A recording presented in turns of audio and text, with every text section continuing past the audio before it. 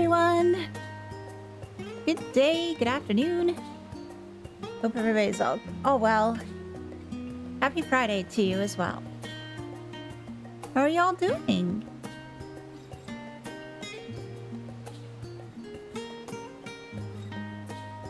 Any plans for the weekend?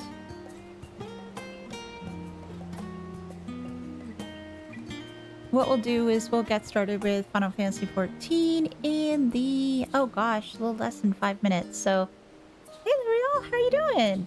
Hello!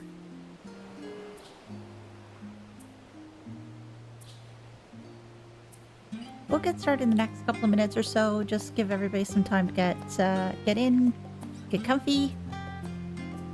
Then we'll have more Endwalker fun. Burke is... Oh no! What's going on? That sounds terrible. I hope it gets better though.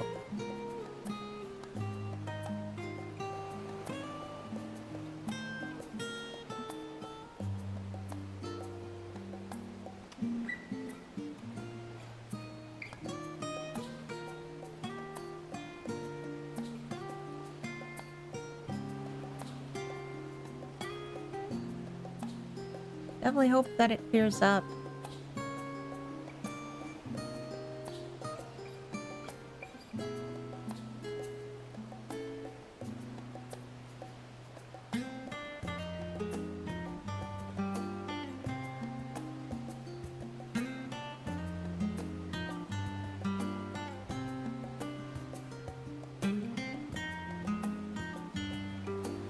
I'm just wondering as well as to how much we can actually get accomplished today, because we're back in Sharlayan.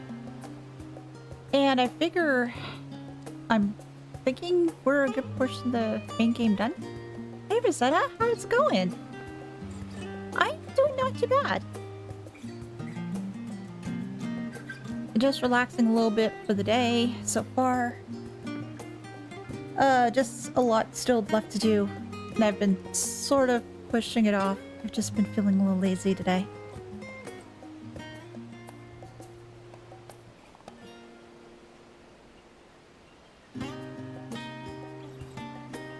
A lot going on this and next week. Have states changing region, promotion starting, moving department from small, so we've been last 5 years back to me. Oh my gosh, that sounds so chaotic. That sounds absolutely crazy. Again, I hope things settle down for you soon. That it calms down a bit.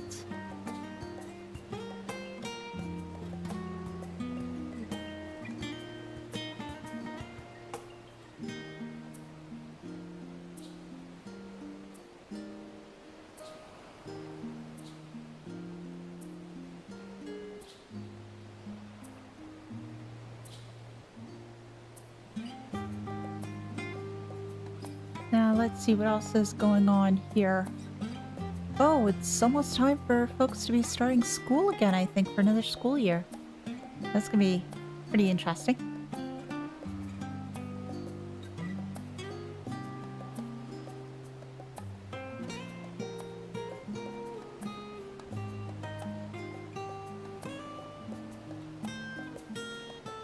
Alright, so what we're going to do is we're just going to switch over, so just bear with me for a moment. There we go. And hi! Got the camera working again. So we can speak with Urianger and see what he has to say. Because apparently we need some outside help. I dare say Master Foshna was as nonplussed as we to learn the identity of Hydaelyn's lunar custodians. Yes, that's right. They learned about that the folks they were communicating with were the Loporrits, and they weren't expecting that at all. But the Loporrits are fine. They're cute, they're fluffy, they're adorable. Although I am sure that's a lot to take in. Oh, your school started 2 weeks ago. Oh, ours starts Tuesday. Tuesday is when ours starts. So yeah, it's just people that just came back in the swing of things. As you'll soon discover, they have much and more to offer the forum. Might I suggest we return to the annex forthwith? We may yet have some time to discuss thy recent adventures ere we are summoned to the rostra. Oh yeah, we got a lot. We have a lot for them to catch up on. All the stuff that we learned with Emmett, Hythlodaeus, Vana, the whole situation with Hermes and Meteon, who now looks to be a very depressed burb, versus the very cute blue bird that she was. Very monochrome looking. Yeah, I think that's what I wanted to say. And to the annex. So I should be able to use the Aethernet shard to get where I need to go. So let's just do that. Baldessian annex. That's it.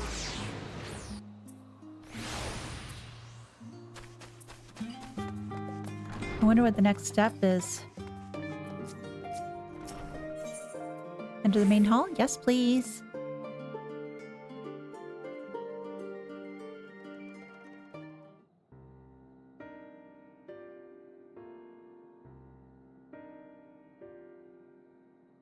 Where's Urianger? He's not here. Or unless he's bringing the Loporrits with him. That's probably him now? Yeah. Oh, and me too. I thought maybe when the Loporrits would be over. Not that I'm complaining, Urianger, but I wasn't expecting to see you quite so soon. Nor I thee. In extolling the virtues of Etheirys, I did inadvertently waken in the Loporrits a desire to avert our beloved star's demise. Ryle tells us you have obtained new knowledge that may aid us in our ongoing efforts. I've news to share regarding our study of the ethereal sea, but your findings are certain to be of greater interest, so I would rather hear them first. To what revelations did Highland's Elpis flower lead? Oh, a lot. A hell of a lot. You want the burb's bright blue hair color? The blues. Yeah, I agree. The blue they had for Meteon was absolutely gorgeous and vibrant. Then this dynamis is what drives the final days. If it and Akashar are the one the same, this but all proves Nadana's theory. We're an entity through sheer force of emotion to channel this vast, dormant reservoir into a raging river. Its power might surpass even that of ether. But if our star is replete with ether, said entity would need to be outside its influence to effectively manipulate the dynamis of that great expanse. Meteon. Or rather, the sorrow and suffering of fallen civilizations that she has been hoarding for millennia. Untold anguish and fear and hatred, drawn from every corner of the universe, all for a single purpose, the destruction of Etheirys. Then our foe is no longer some unknowable calamity. We have but one aim, to defeat Meteon. Yeah, you make it sound so simple. But you're not wrong. Vanquish Meteon, and we deliver the world from the final days. But to even attempt it, there are two conditions. First, we must determine her location. But Vana knows that because she put a tracker onto Meteon. Before Meteon escaped, the enchantment was placed upon her by Vana, the woman who would become Hydaelyn. But how do we find it? The implications of temporal magics are not entirely understood, and so we cannot assume that our Hydaelyn and the Vana you met in Elpis are one the same. Nevertheless, due to her intrinsic qualities as an all-powerful being, I'd wager the Hydaelyn possesses the knowledge we seek. So we need to speak to Crystal Mommy again. Whether she would share that knowledge with us, however, remains to be seen. After all, she intends for us to flee Etheirys, not to stay. Do you suppose she's abandoned her pursuit of Meteion? The Vana I know would never give up. No, but Meteion is still out there.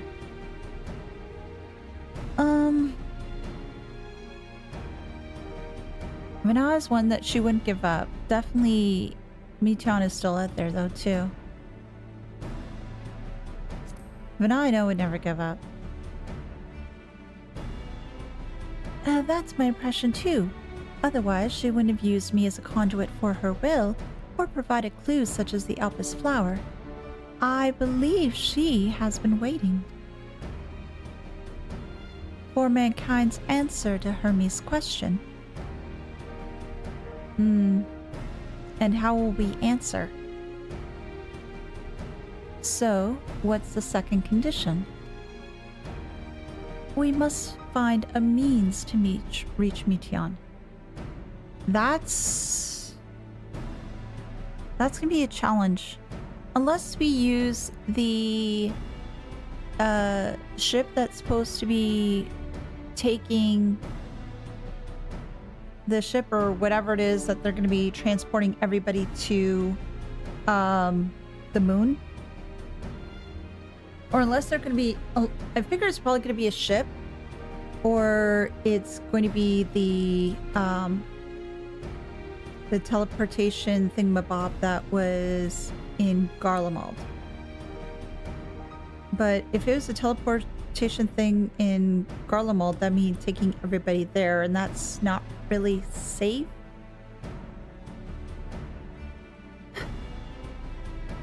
Yeah. Naturally, our chosen method would depend entirely upon whatsoever she has made her nest. Yeah, because who knows where the hell it is. All we know is that she flew upwards and outwards. And she turned into a little bird, then she flew. And if they're saying that it's from without, that means not Etheirys?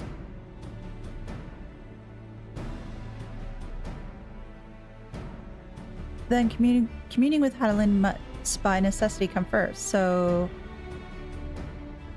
Ethereal Sea? Did you and Master Matoya have any luck with your investigation to the Ethereal Sea? Sadly not. Though we enlisted the help of Arnvald and the other Echo-blessed allies, we couldn't detect so much of a whisper from Hydaelyn, even from within the Antitower. Master Matoya is of the opinion in the years since abandoning it, the Forum has found some other method for receiving instructions from Hydaelyn. Yeah. But where? If so, it'd most likely be some sort of apparatus for observing the ethereal sea built closer to home. Which I don't think we've seen yet. Unless it's... If it's in the Rostra? Maybe? But how would they prevent anybody from potentially taking a look at it? But if everybody in the forum is sworn to secrecy and they don't have any other people coming in, but they probably do. Oh, ideas.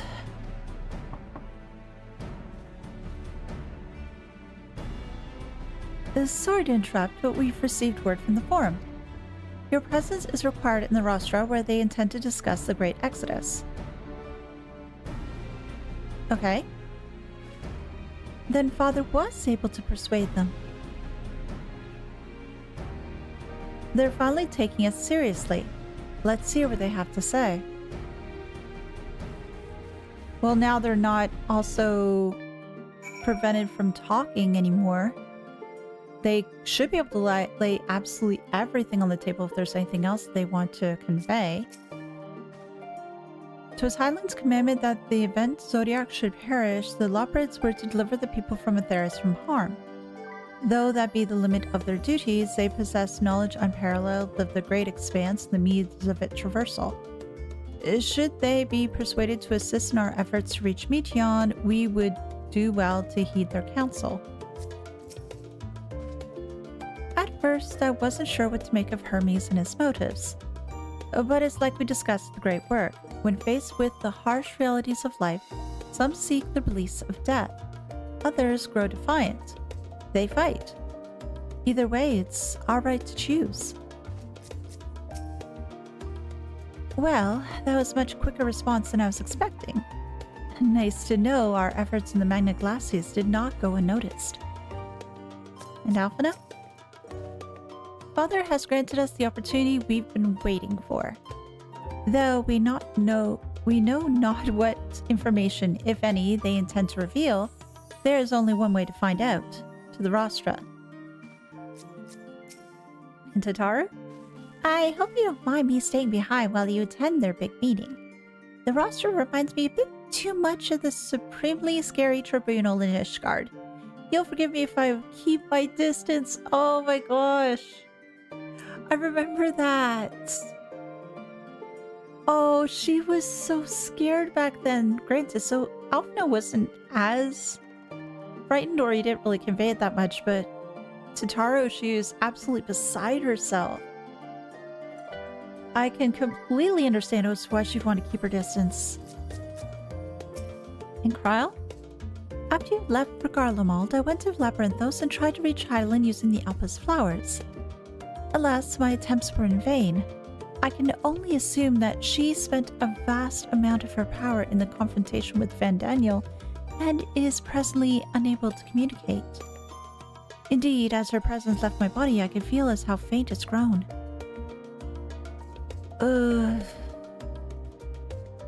So if we are going to communicate with her, we're going to have to find something that's really close and hopefully we can reach her? If she is as weak as Kryl suggests, that might be a bit of a hard ask. Master Matoya has suspected for some time that the Forum has been constructing a new facility for the purpose of surveying the ethereal sea. Of course, as the custodian of the anti-tower, which would presumably be rendered obsolete as a result, she has a few things to say about that. Nothing that should be repeated in polite company, you understand. Oh, so, many colorful metaphors. Considering that she's saying it should be repeated in polite company, I am guessing that's probably going to be the case. Granted, I can't really see Master Matoya as potentially saying things that were so uncouth. Wait, no, I should think about that a little bit more. She is one that would definitely not hold back with her barbs.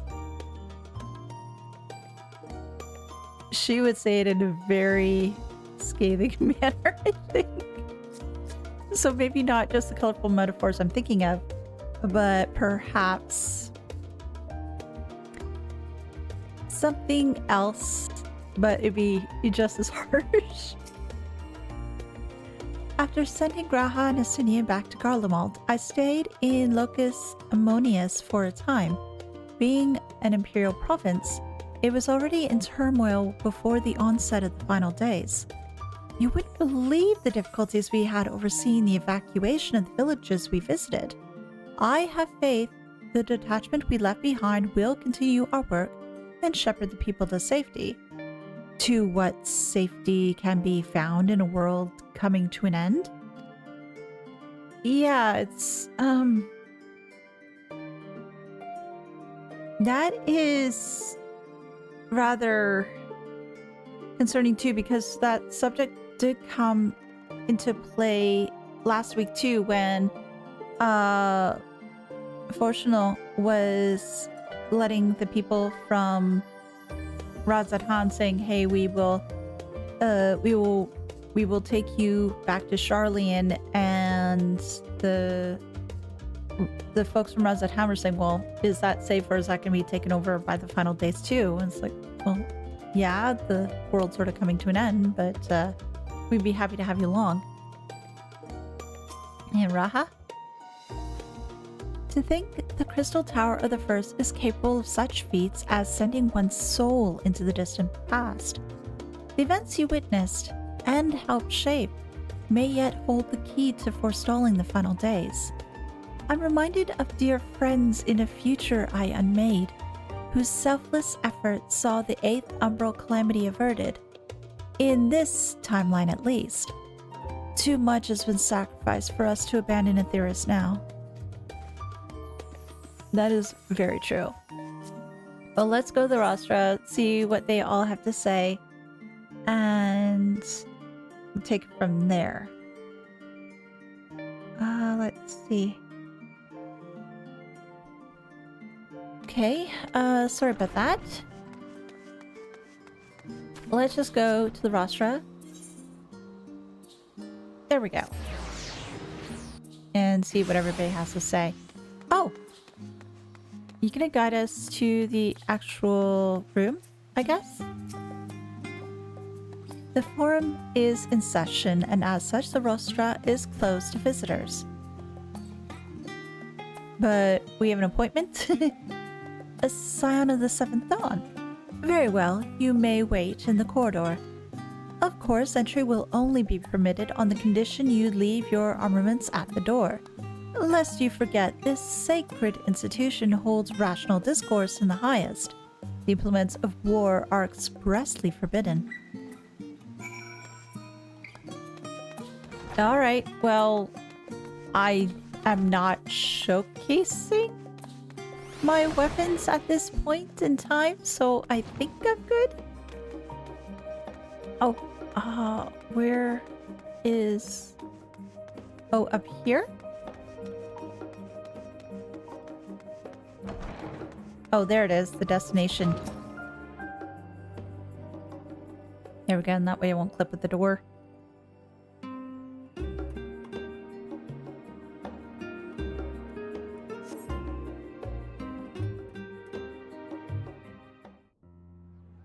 Just curious what they all have to say.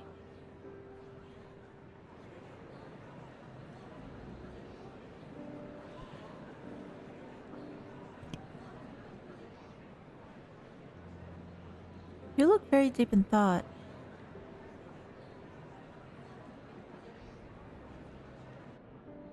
Yeah, there's Dad.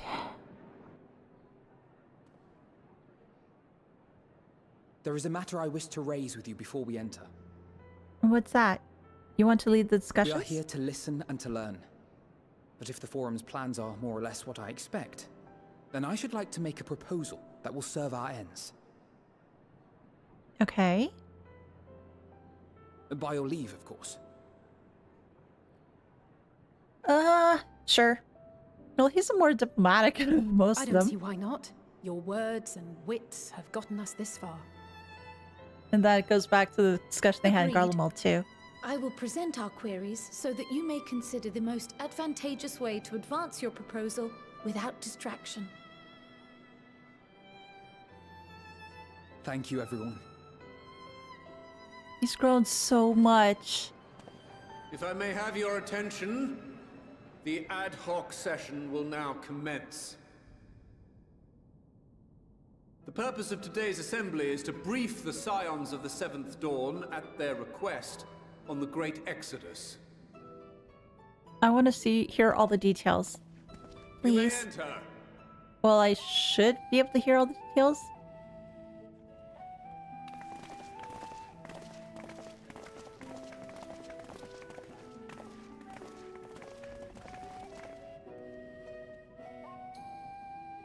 Push now.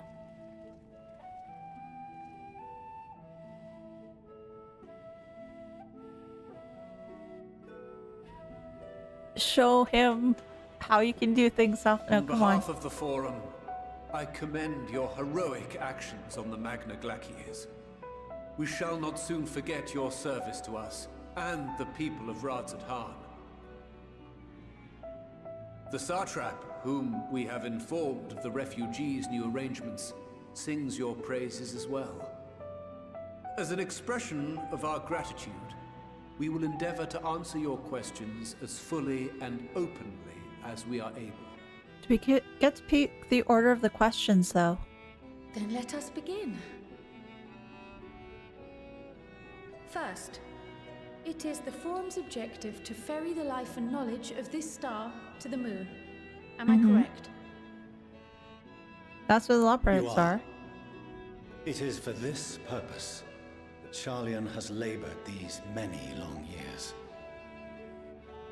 So We how's have this to be collected done, biological though? samples and scientific records from across the star. When the time comes, they will be moved from their places in Labyrinthos and Numenon and conveyed to safety. Once that critical task has been accomplished, we will begin transporting the Sharlayan citizenry, which has been categorized into groups. The earliest arrivals are to ensure hospitable environs for those who come after. Okay. Following our people, we will send those of other nations in turn, beginning with our allies. Radzat Han was foremost among these, but since the final days have already come to Thavnair, we saw fit to include the refugees with earlier groupings. An ambitious plan. You have accounted for the safety of all nations and tribes, then? Does that include the beast tribes? As many as we can. Which means how many? And how, pray tell, do you decide Exactly. who to leave behind? Exactly. How are you going to determine who stays To behind? journey beyond the sky is an unprecedented and immeasurably difficult You're not endeavor. answering the question. Introducing sources of inevitable conflict would condemn all to certain death. So you're saying some of the Garleans, and I'm concerned about some of the beast tribes too. Questions as to the validity of that That approach just really aside, irked me. Are your plans proceeding apace? We're under the impression that your primary means of celestial transportation is incomplete. Okay, so not teleporting people through Garlemald. So that means a ship of some sort?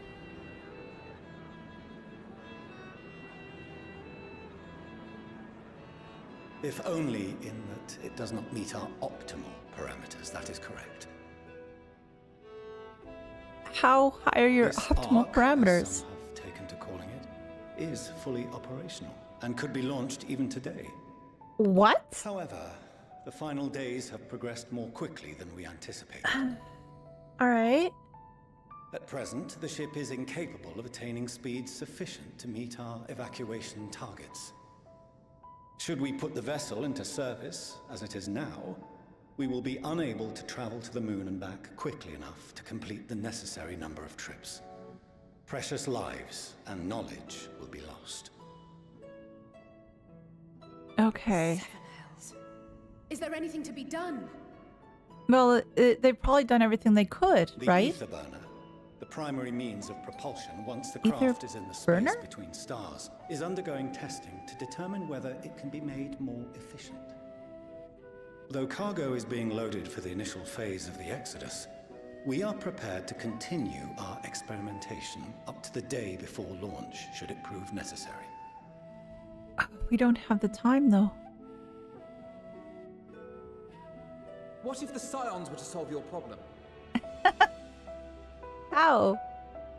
Well, we work We many shall have miracles, devised a so means to improve the ether burner's efficiency on 2 conditions. If we succeed, you must allow us to meet with Hydaelyn. nice. Because we figure that they got to be meeting with her It's somehow simple enough already. to deduce. You have a Concord, and so you would never have abandoned the anti-tower had you no other means of communication. Mm-hmm. One far more convenient, I suspect.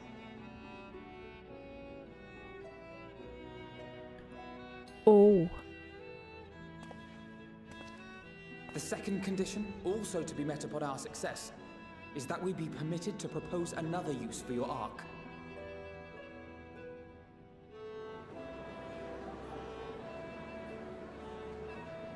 Will you agree? We would be at liberty to refuse this proposal. Of course. If we cannot prove its merit to the 99 here, who are we to stake on it the lives of all peoples of this star? I love this banter, though, between the two. Delightful as always, Master Alfino. Hey, teacher! Oh, we couldn't have asked for a finer plan. Allow us to solve this complex engineering problem of which we were entirely unaware until moments ago. What could possibly go wrong? The satire writes itself. Well, we've performed other miracles before, so why not? Yet, what field has not benefited from a change, Change of perspective. Yes. When we are at wit's end, what we need is not the same dry theories recited ad nauseam, but fresh inspiration. Mm-hmm. Another set of eyes. I, for one, have faith in my erstwhile students to provide it, and I find their terms to be perfectly acceptable. Will we get enough to pass vote? I think probably yeah. Otherwise, the story really can't go forward. Order! Order! We have no time to waste on debate. I call a vote. All in favor of agreeing to the Scions' terms? Hi!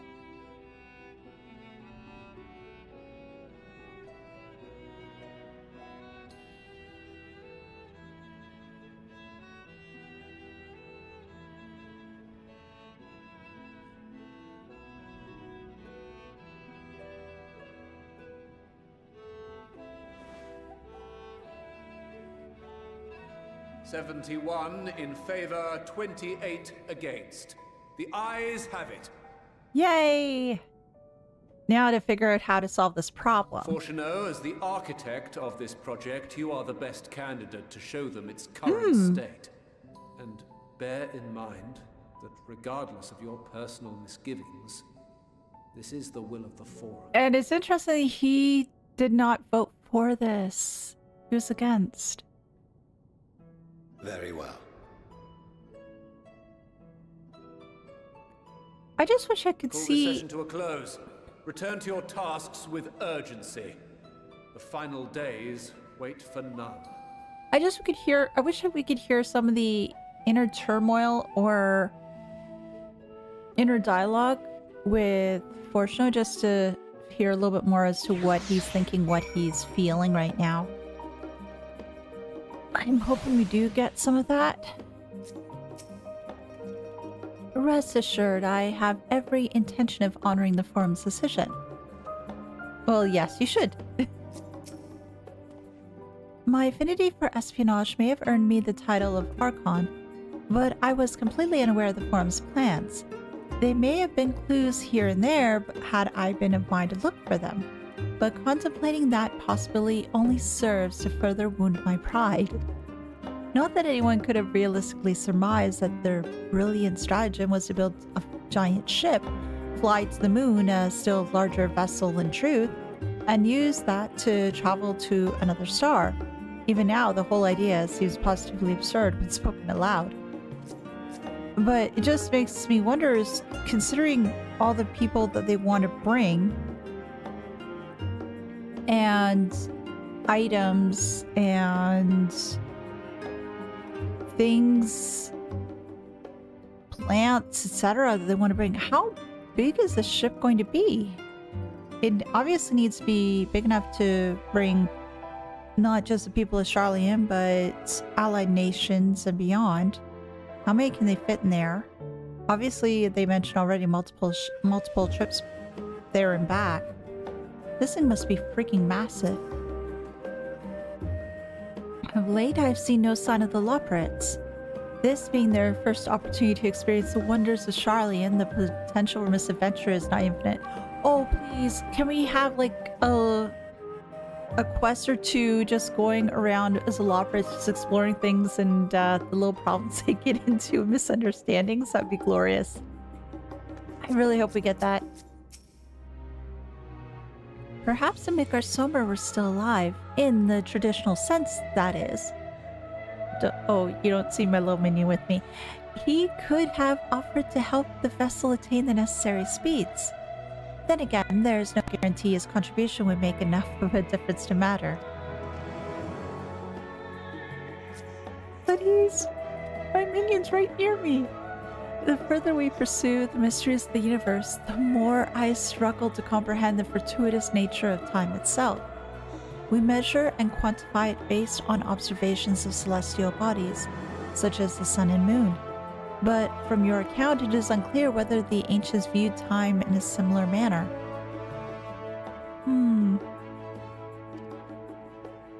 I mention this because while Vana knew the final days would reoccur at a defined point in the future, she presumably had no way of knowing exactly when. Even so, the completion of the Forum's preparations to escape to the moon aligning so closely with the advent of the final days is surely no coincidence.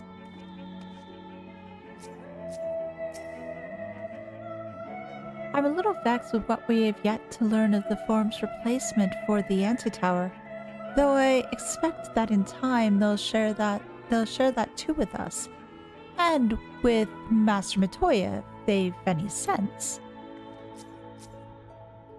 Hopefully, but I won't hold on to hope. While I very much take issue with the Forum's approach to selecting whom to save and when, they're not wrong for wanting to minimize potential conflicts. Fortunately, if this plan of ours actually works, the Great Exodus itself will become entirely unnecessary. And yeah, that would be interesting. I really hope that it does. Hey Greg, how are you? Yeah, Endwalker, continue. I admit, bringing up the issue of the Forum's incomplete arc was a little more than daunting. They were, to their credit, quite open about the current state of affairs. What is even more surprising, though, is when they took Alphino up on his offer. Well, yes, the motion did pass, although there were 27 against, including one that was fortunate. Hey, still member! Hey, thank you! Sorry about not letting the rest of you in on my plan. I was, admittedly, thinking on my feet for the most part. But since we require both a means of communicating with Hydaelyn and reaching Meteon, in this spur of the moment I saw of involving ourselves with the completion of the arc as a way towards both objectives simultaneously. However, we must first keep our end of the bargain by solving the problem of the Aetherburner. Yeah, I'm not quite sure as to how we're going to do that. Finally, something to accompany me while trying to get sleep. Oh, having a bit of a rough time sleeping? Or just trying to settle in for the night? I think it's the latter. I like to think it is not a challenge beyond our combined expertise, or at least the expertise of our extended circle of associates. And goodness gracious, we have a lot of associates. It might behoove us to learn how an Aetherburner actually works before we attempt to improve it, though. Yes, that's the first step in the plan.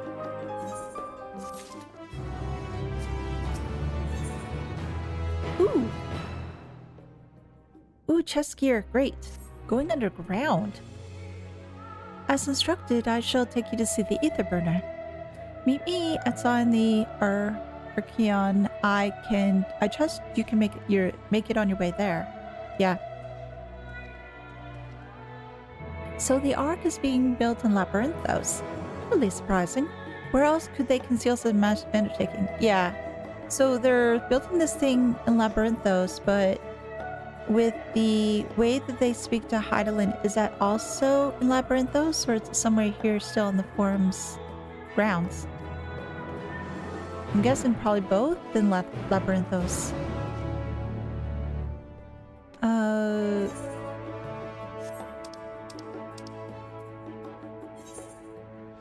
Oh, yeah, I can teleport there. Save me from walking.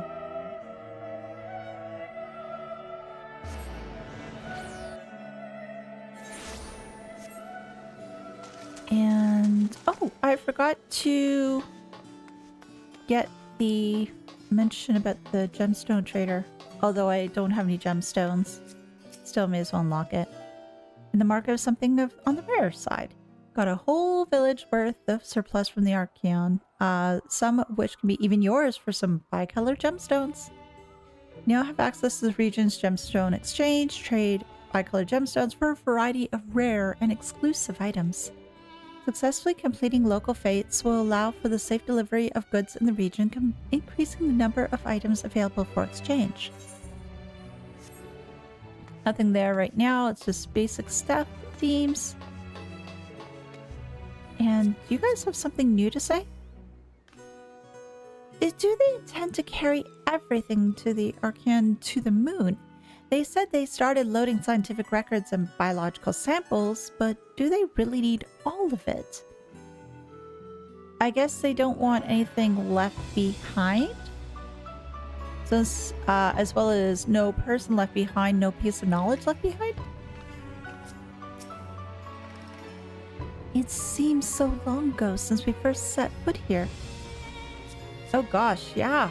Holy crow, is like near the beginning of the game. Oh, and when we, when they turned into Alfie Toad and Alley Toad. Yes, it's been a while since we've seen that. Where once we were refused entry, we are now welcomed as guests. Among the many and varied documents sent to the moon, I did chance upon several inventories made in the Archeon. Mayhap the Form believes such records would provide insight into the intricacies of clerical duties. Regardless, Loporrits did not consider them worthy of more than a cursory glance. It seems like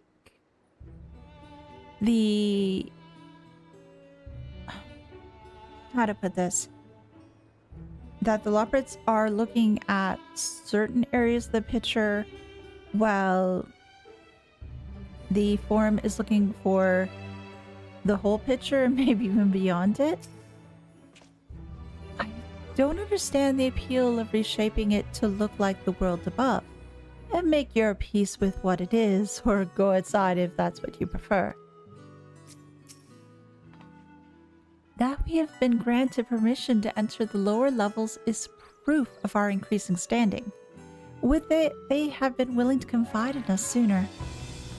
But they had their reasons before, which obviously they couldn't tell us because they were prevented from doing so because of the spell. And now, since that's broken and things have gotten a little bit more dire, we all have to work together, and now we have further access. Some would surely object to the Forum allowing foreign elements to have the run of their secret facilities. We should count ourselves lucky. It has been many moons since I last visited Labyrinthos. As vast as the archives were back then, they've all continued to grow in the days since. Alright, since we've talked to everybody, we can now talk to Torchno. Our destination lies in the lower levels. The Forum, in its wisdom, has granted you access to the Archeon's lift. Step inside and have Ophielne take you to the medial circuit.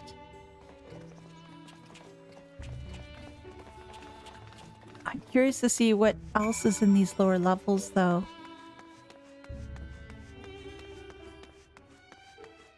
Can we make faces at this custodian gentleman because he didn't let us through before? Oh! A Progo! I should not be surprised to seeing a Progo either because, well, Montoya had plenty of them.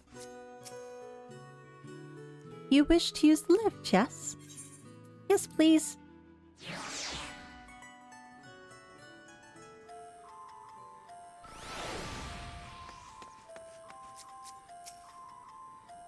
I have sent your associates ahead to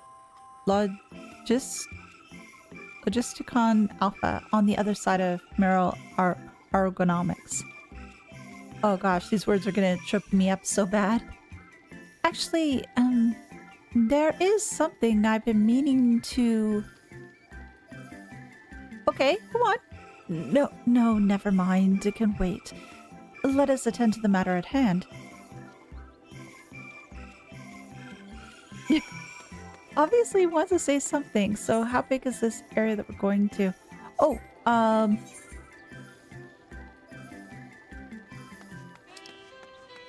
oh, is that the area down below that we're going full to? Where is Alphino in all this? Oh, all the way over there. Let's just take Puppy, and Puppy cannot fly. So we'll just have to run all the way over there. Oh yeah, I wouldn't be able to fly because, well, I only have some Aether Currents, maybe a couple. Then obviously there's more to be found here.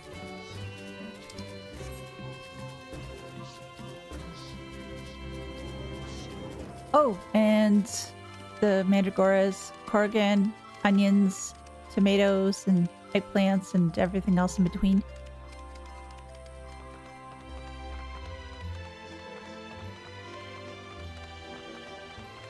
Is okay, I just need to continue on this way, and I'll get to where I need to go. This song is just very, very whimsical. Oh, and there's onion? No, that's garlic. Straight egg. At this point, with all the different stray things, stray creatures that they have, I could pretty much make a ratatouille at this rate. I don't think they'd appreciate that, but hell, that would be good. They are adorable, though. Going in here, I take it? Logdiston Alpha. Oh, there's a lot of people here. Down here? Yep. What does everybody have to say? I wonder what this place is actually for. Well, your guess is as good as mine. The further underground we go, the more surprises we find. The fields we passed along the way brought back memories of Ferndale. Unfortunately, we were never blessed with such abundant crops. Ferndale, Ferndale, Ferndale.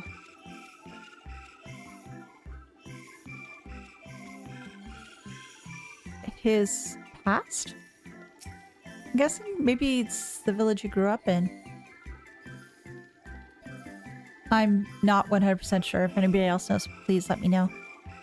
We must be close to the central circuit, which is where Sharlayan's greatest secrets are held, if the tomes I perused told the whole story. You mean the restricted tomes, or was it something else? I think probably the restricted tomes. On our journey here, I was filled with the inescapable sense of elation to see vegetables other than carrots being cultivated. Why, it near brought a tear to mine eye. Yes, because that's all the Loporrits were growing. Oh, there you are. Having words with Master Foshno by any chance? Well, I wanted to, but then he stopped. Knowing the Forum, even the people working down here are probably kept in the dark about the true purpose of this place. So what is this building used for? We are to wait here where our father arranges for us to use the next lift. What is that? Here being Logiston Alpha, where the atmospheric conditions of Labyrinthos are regulated. Oh, so they create the weather here. Water is drawn from the underground and dispersed as vapor, stimulating the formation of artificial clouds and rain. By manipulating the temperature and air circulation, they are able to create the ideal environment for the growth and preservation of the biological samples kept here. A weather station. Sort of. Hold on. How do you know so much about it? Why, Father brought me here as a child. He brought Alphino, but not Elise? What? And left me behind? Actually, you're the one who left me behind when you went off somewhere with grandfather. Oh. The night before, I've been asking father how clouds are made, so he decided to show me. It was fascinating. I peppered him with questions the entire time. 'Tis all too easy to take for granted the many interweaving aspects of the natural world to grow inured to the wondrous. But having gained the understanding of the complex mechanisms employed by the Loporrits in creating a similar environment, I have come to view such processes in a new light. They must have taught you a lot too. Will we have like an information exchange? Well, we know that the Loporrits and the Forum are already talking. But with what the Sharlayans were able to do here, was it, I'm guessing it was a result of conversations that they've had with the Loporrits, which gave them the knowledge and other things necessary to create something like this. That's the gist I'm getting here. The subterranean guardians of Labyrinthos, the lunar prison forged to contain the ancient zodiac, the habitations built for all mankind beneath the moon's surface, each unique, yet undeniably similar. 'Tis no mere coincidence.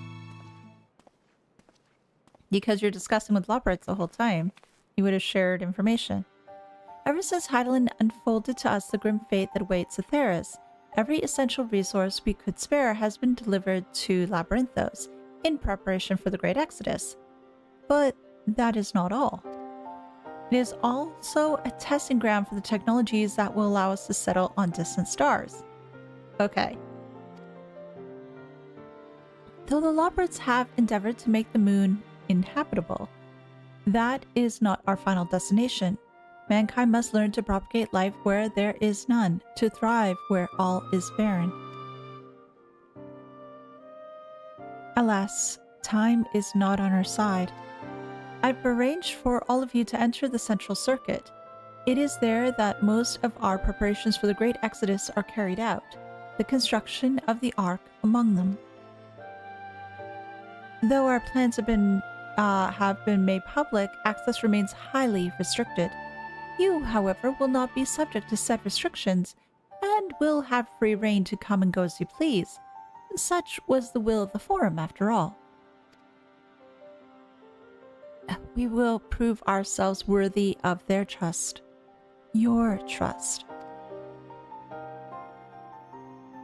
Believe in us. Come on. Then let us proceed. Stop having your walls up. I want you to open up more, Farshna, please.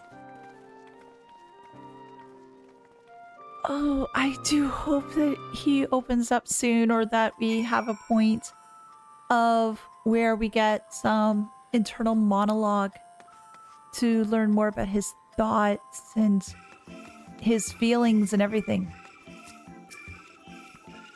By decree of the Forum, the Scions of the Seventh Dawn are permitted to enter the Central Circuit. Proceed to the Central Circuit? Yes, please.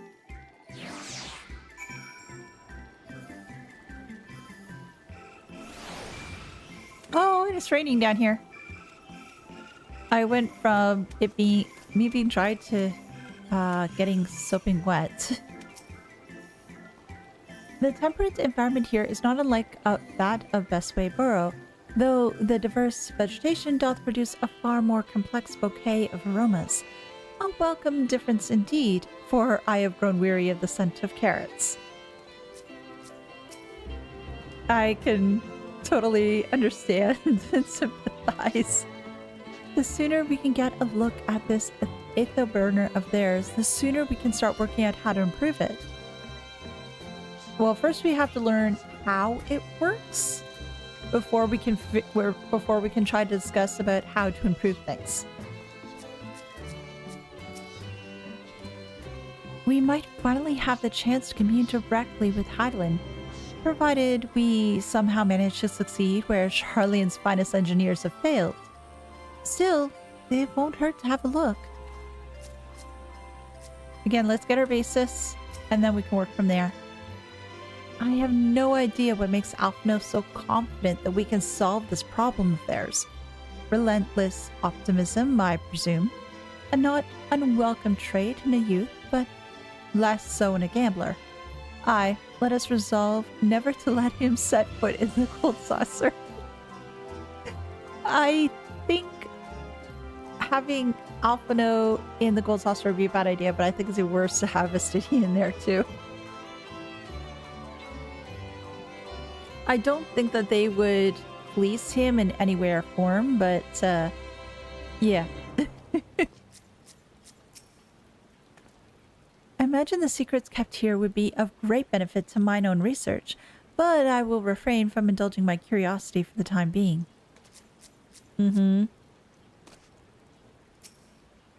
Because obviously she wants to get back to Runar and have deal with more mysteries. The farther down we travel, the more expansive the sky above becomes, artificial though it is. Would that the heavens elsewhere could be so idyllic?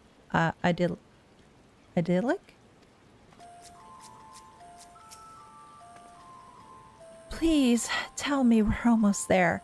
Or is there another underground level we need to reach? The even more central circuit, perhaps? The Aether burner is being constructed not far from here. Overseeing the work is Kokol Denkol, after whom the forge is named. Once the necessary introductions have been made, I shall leave you with him to discuss the particulars. This way. That sounds like a Lala name.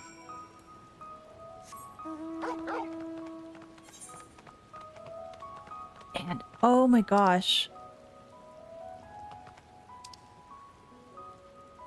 Ooh, we've got a fair bit.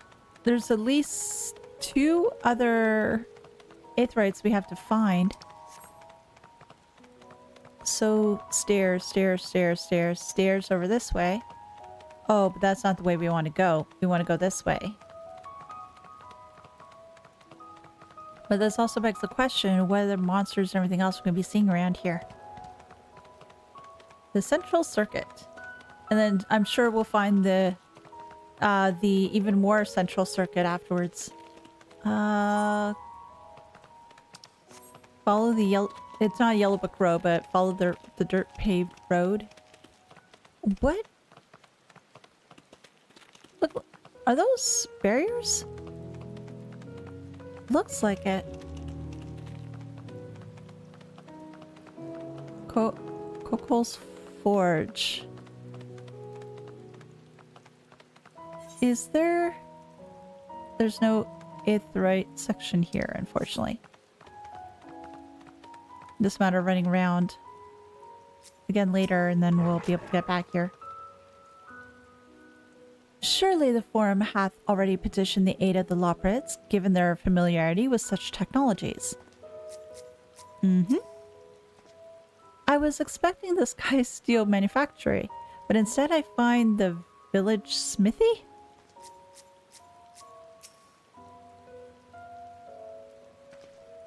Is he talking to himself? Maybe? It looks like he's deep in thought. For a closely guarded secret, you can see practically everything from outside, even with the magical barriers surrounding it. And then when I'm saying barrier, somewhere Lloyd is sneezing. He hasn't even realized we're here. Or perhaps he has realized, but just doesn't care. Perhaps you'd like to break the ice? After I talk to everybody, sure. It looks like he's lost in thought, although it seems like he has hit something of a stumbling block. And Fortuno? This is the man we seek. Do not try to startle him. And I think he probably is talking to himself. Yeah, he's thinking a lot. I could swap them out. No, been there, done that. Damn near lost my eyebrows. Think, Coco, think! We'd be well on our way to paradise. Visionaries patting themselves on the backs for their grand accomplishments if you'd only think! Yes, that does sound rather lovely. Yeah! I mean, Master Force, you know, what a pleasant surprise. We're not blasting off already, are we? The schedule remains unchanged, for better or worse. Which is why the Forum has elected to accept assistance in resolving the ether burner conundrum.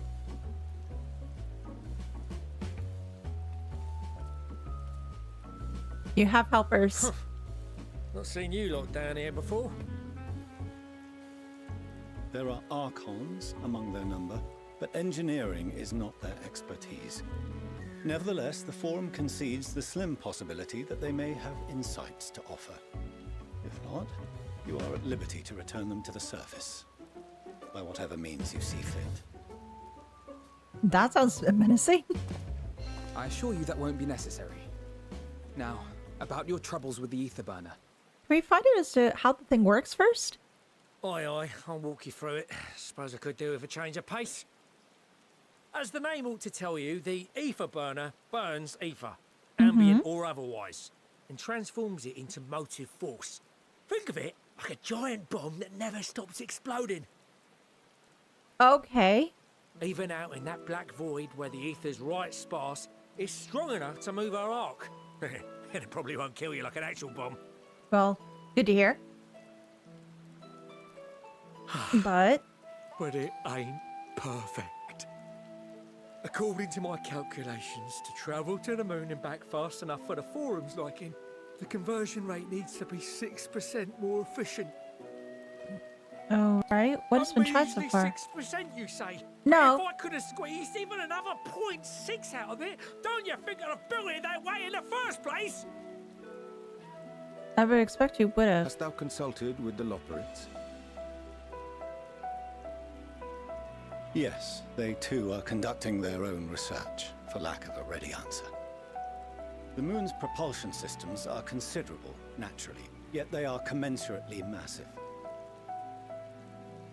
It is no easy feat to convert their technology into an efficient means of propulsion for a teeny tiny toy boat, as they say, and as I most certainly do not. A teeny tiny toy boat. Yes, exactly! Damn it all, I asked for refined adamantite and they send me uppity rabbits with inscrutable, ancient, incompatible technology! You're trying to drive me mad! Oh. Do you speak of Allegan refined adamantite, perchance? Oh, Raha can help. You know of it. Only in the most general terms, I'm afraid. 'Twas an alloy of Allegan make, but the secrets of its production were closely guarded. As I recall, the record stated it was vital to Dalamud's construction and launch. Oh. Oi, that's the stuff. No material more conductive far as I know. Slotting some ends like blowing up a dam and watching the river of ether come rushing through. Ain't a living soul that knows how to make it though. We were fortunate enough to salvage some for the ether burner, just a wee bit, mind, from a chunk of Dalamud that came hurtling into the northern empty during the calamity. With more, well, that extra 6% efficiency would be child's play. It's a crying shame that we've no other sources. Can we go to the Surely the many shards of Dalamud Bahamut scattered and throughout grab some Eorzea stuff from would there? suffice. Why not get the refined adamantite from there? Yeah. Why not that? Oh, we tried, believe you me. But only a few specialised pieces would have had any in them to begin with. Oh.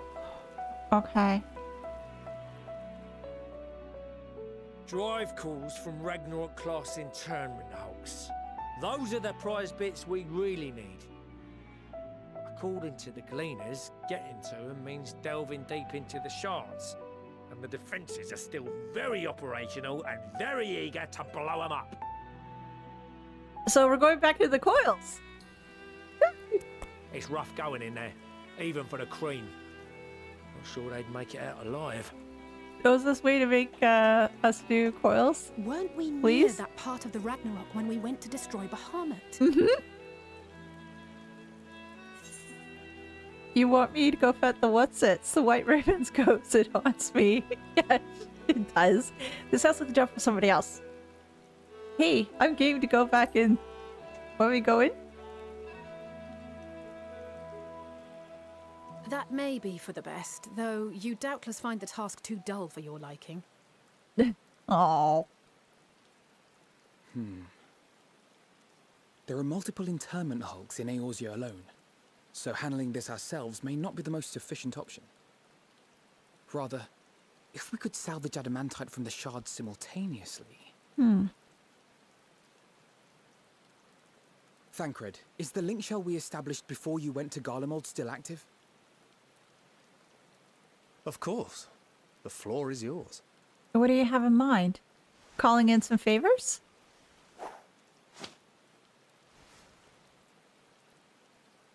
What's all this?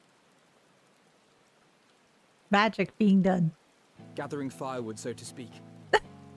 We alone can accomplish little, but joined by others, we may yet build a bonfire to carry us heavensward. Gathering the firewood. Oh my gosh.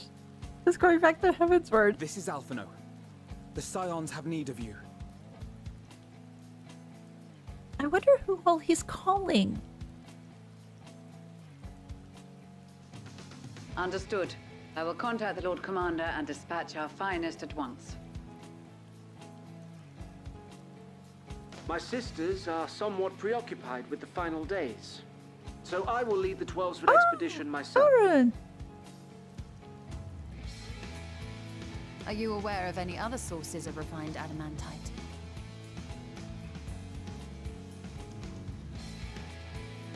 Logically, such an invaluable alloy would have been utilized solely where absolutely necessary, in components intended to conduct or collect surpassing amounts of ether. Any extant instrumentation or devices would have likely found their way into the hands of etherologists or enthusiasts. Oh, okay. Magical artifacts of Allagan design? The Eastern Alliance will send word to one and all. Are there other ways we may offer aid? No shards of the Lesser Moon scar our soil, but our stake in this cause is no less for it. Oh, let's have Magna and Sadu go to the coils and let them have some fun. What did you say? Oh, you got friends in far places, lad. Anyway, if you're offering, I wouldn't say no to one of those Far Eastern sacred relics. Oh, the Kojin? To summon a whole damn primal. Combine a source like that with the ether burner, and free. The Kojin, they could help. Kaboom! I gather you heard his explosive enthusiasm. Might you secure us a suitable relic? Speak to the Kojin. It shall be done. I know little of machines, but I promise we will do our utmost to gather the materials you need to finish your starship. I am glad for the work, in truth. Better to busy oneself than wait and fret over disasters foretold. Then why are we all still standing about yapping this plunder for the taking? And I'm a born plunderer. I'll be an old Sharlayan before you know it. Start mixing the grog. I'm certain that can be arranged. Thank you all, and do be careful. Just like that. Aye, just like that. Our refined adamantite is on its way. Now let us consider our next steps, shall we? There's yet much to be done.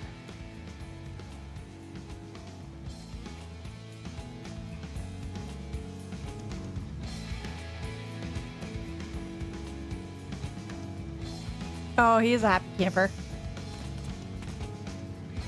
Oh, What are you thinking, Marshall? Please tell me you're proud of your boy. Please!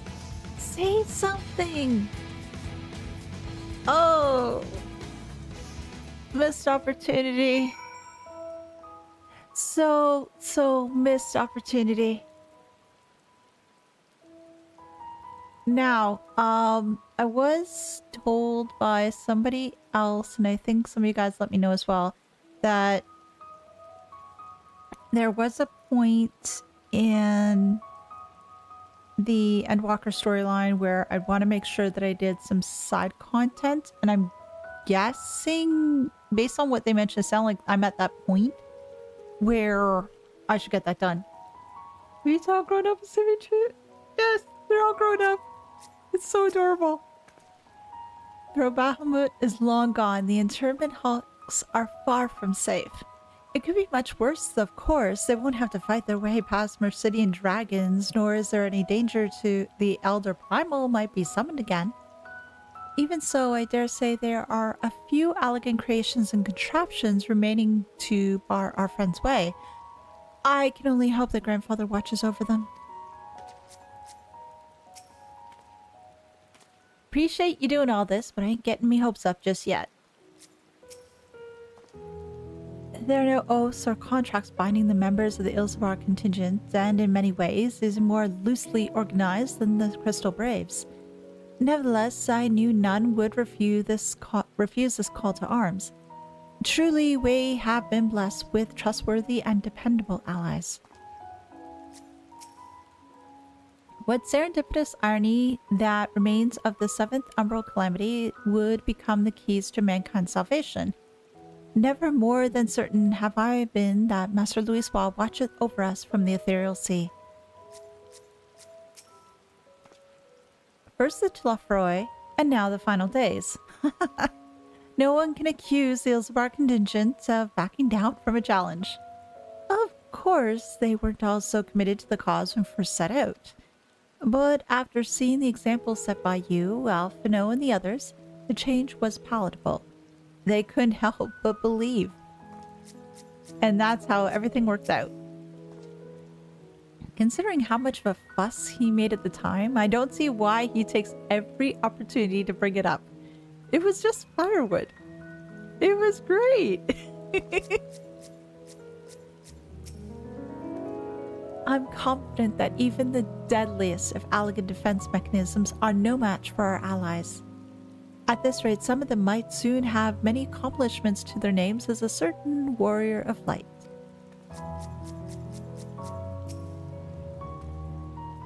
Time and time again, it seems that the Allagans something or other are either the cause or the solution to our problems.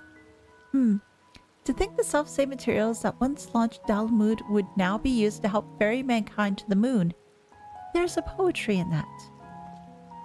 It also makes me wonder too, if, because they mentioned about Dalamud and it falling and just other little bits and pieces, are some of those items came up in conversations or quest lines in 1.0? I didn't really play it, so I have no clue. If you happen to know, please let me know. I'd be curious to know myself. And the other thing I'm just trying to think of as well, is it okay for me to complete this quest, or I'm just wondering at this point, should I consider going to do some of the side content that I hadn't done before? I'm just curious. I know that I have neglected in doing some side things and I should have done them before, but just hadn't really got around to them and was just really trying to focus on the MSQ, so that was my bad. So I'm just curious as to what you guys think, and I'll let you guys mention it while I take a bit of water.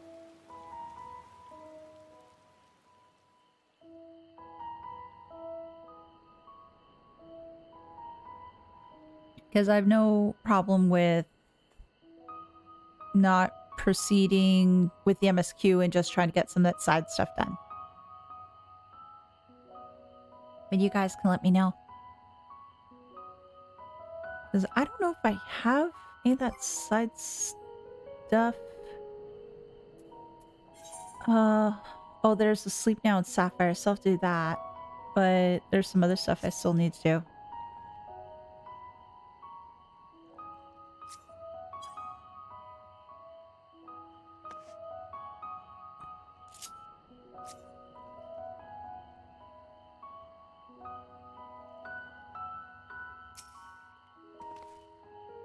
In times like these, we are reminded of how famous, or infamous, Alphino has become. Who would have thought he could achieve so much with a single Link Pearl conversation? As we're expecting a lot of visitors in the near future, I must return to the surface and inform the relevant parties. I also have a contact of my own that might be worth a try. Oh, and who might that be?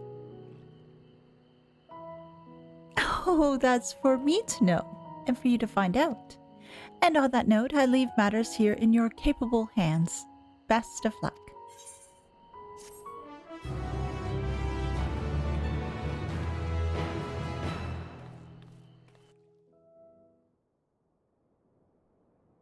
Meanwhile, in Ul'dah...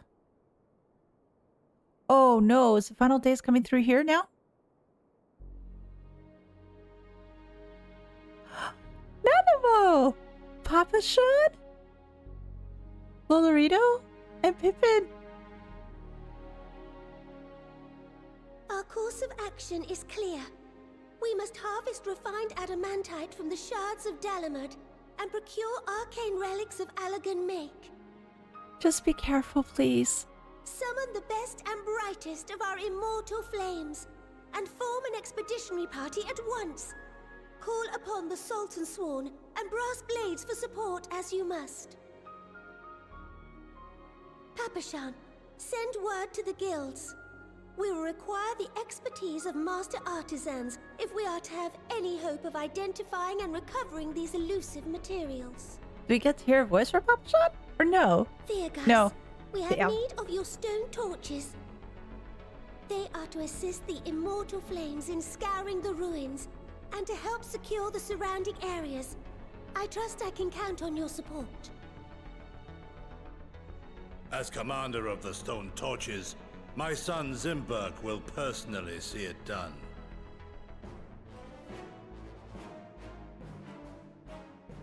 Pippin, I would have you lead the raiding party.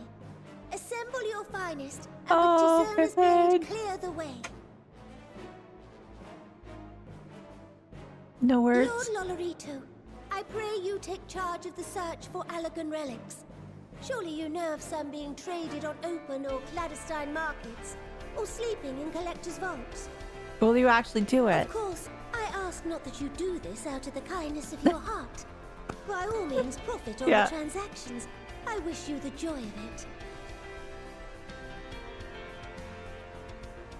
The final days descend upon our world. If circumstances are truly as dire as they say, Ul'dah's best efforts may be for naught.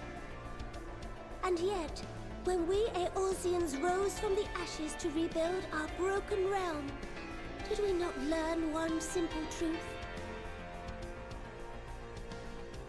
I love the fact they have the Coils music in the background. That which seems all but impossible to overcome alone may yet be possible if we stand together. It was the Scions who united us then, and it is the Scions who call upon us now. Ul'dah will answer that call. We will summon our courage and I have a question, which I will ask after this cutscene. You know your duties. I, Nanamo Ul'Namo, 17th in the line of Ul, bid you good luck and Godspeed. Was it Ul, not Ul? I digress.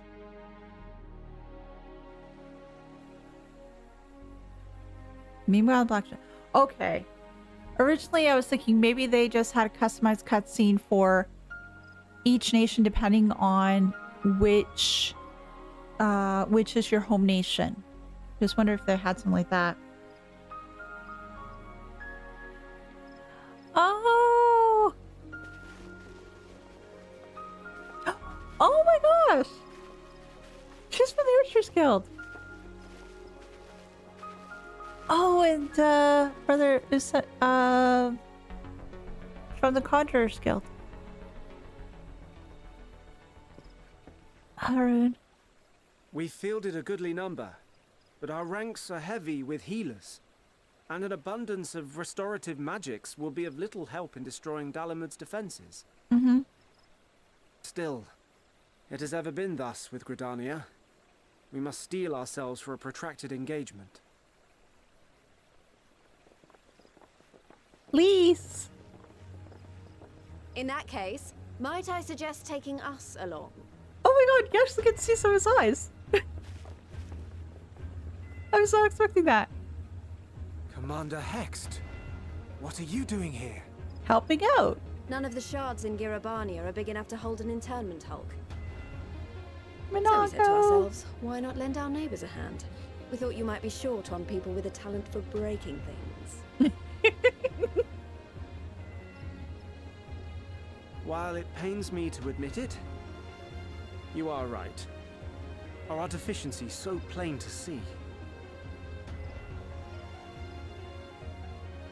It might have been a lifetime ago, but I was once one of the I was Scions wondering if they're assigned going to the mention that because that's where she and Papalimos start, where this we forest first met well. them was with I the know your Shroud. people, and I know we will be stronger if we fight this fight together.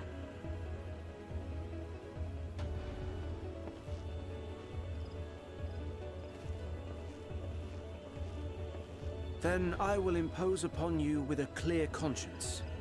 Come, let us speak of how to integrate our forces. Yes, let's work together. It'll be perfect.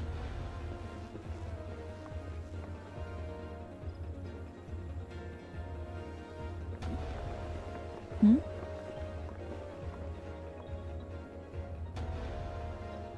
I won't let it all be for nothing. I promise you, Papalimo. Oh, damn it, I still miss him. Damn it, I still miss him. Meanwhile, in Kurthus.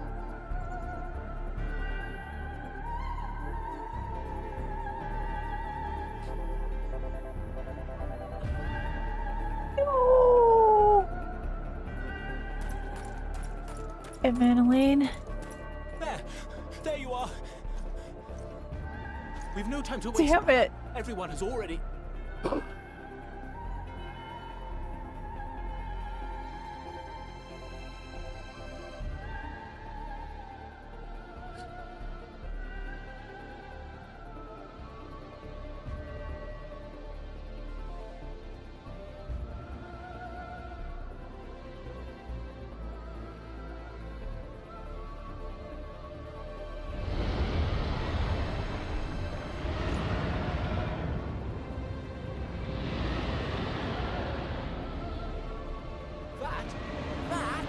A roar!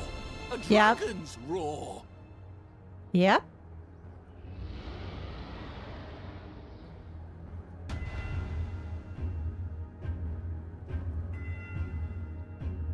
Meanwhile, in the Ruby Sea, the Kojin?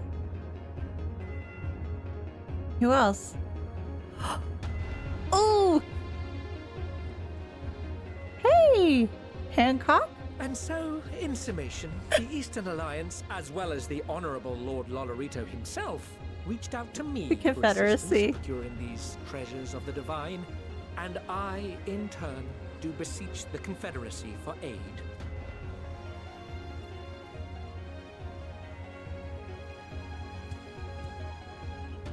Sorbonne? Hmm? Is that... Hancock? What a surprise this is. Oh gosh. It's And been a a while. fortuitous one at that. I have a favor to ask, you see. Yeah, it's a day for favors. Day of requests.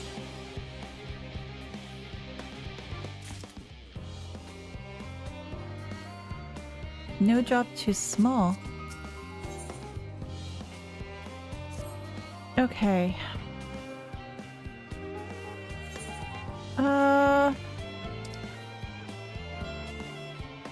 Now, the one thing I don't know, because I know there's...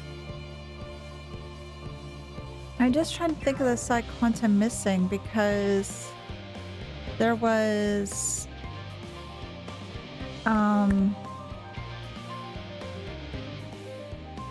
Wait a second. How far did I get in something? Journal... Complete... Wait, Chronicles of Light? No, that was Primals. Alexander? Did I finish this? I don't know if I did.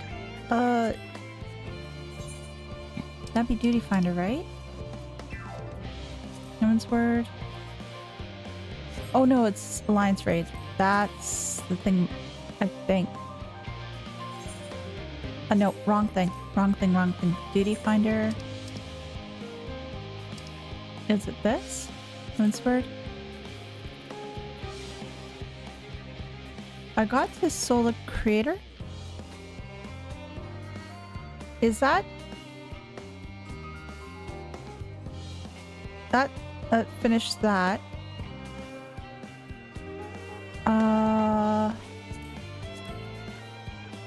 And Eden's Gate, I got that to normal raids. Because there's also the multiple, there's the big huge ones too that were... I don't remember as to where they were though. Yeah, the Alliance raids.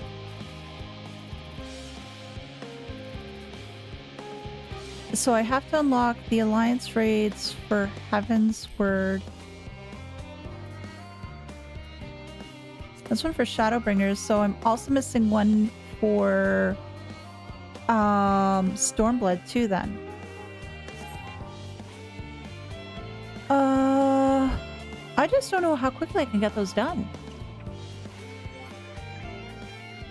Let me see.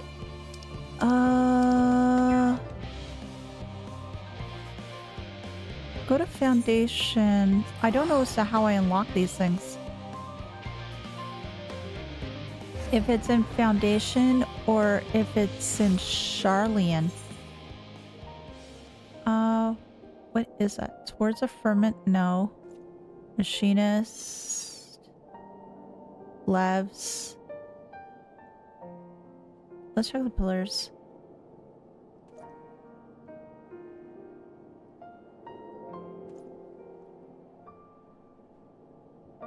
Doesn't look like anything locked here. So try Idleshire? Yeah.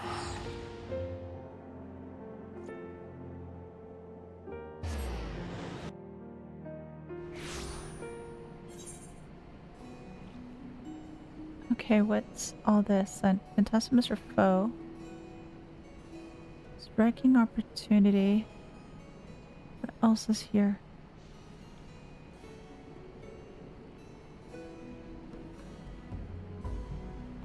Or is it just a regular quest that I'm looking for? Please service, cry havoc, pick the bunch, stop bugging me. If anybody knows, just let me know too, so that way I can try to figure this out.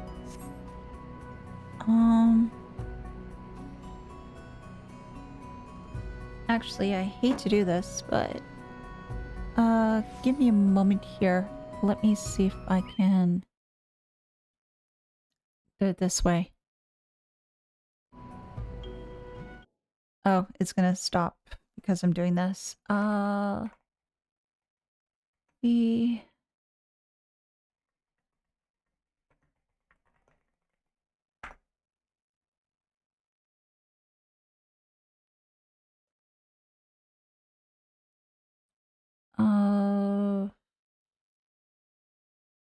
list of alliance rates? Avoid.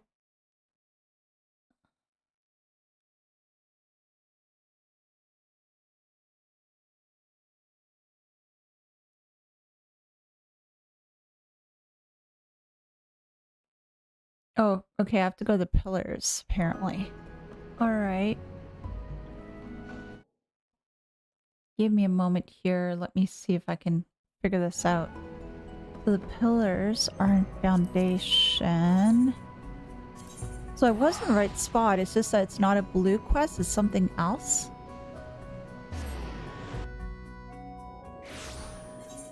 The pillars are up.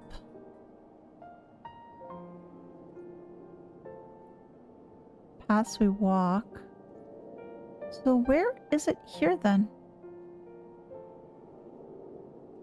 Or do I need to go back to foundation and do around here? The days, looking for the future, pain away.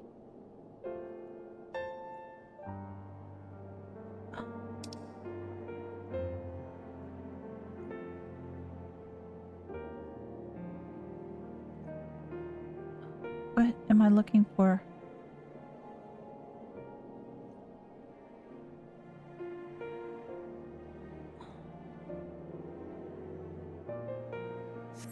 I'd be thinking that it's... maybe I'm missing something else here, but...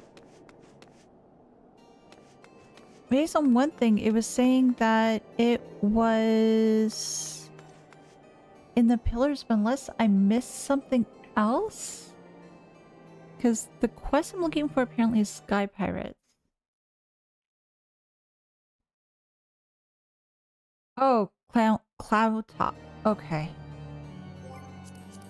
Oh gosh, I should read things a little bit better.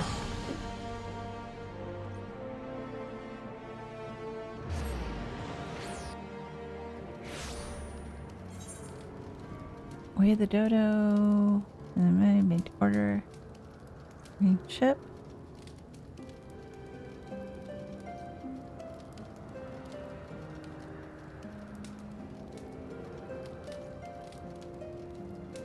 Where is it that I need to go?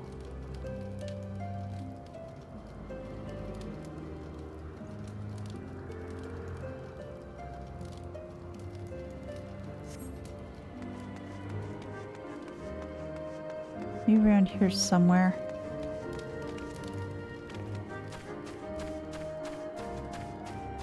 Intermont.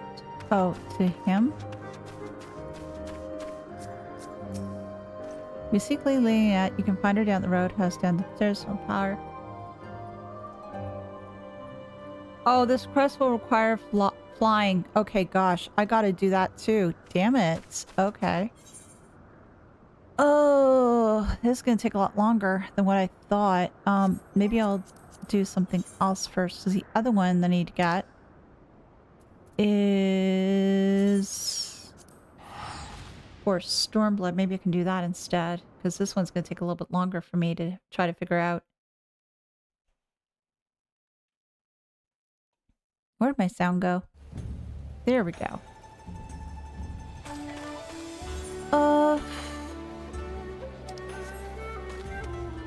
This is the reason why, everybody, you should try to do stuff on content, because otherwise you end up in a situation where I'm in right now, where it's not so good and you need to catch up a lot.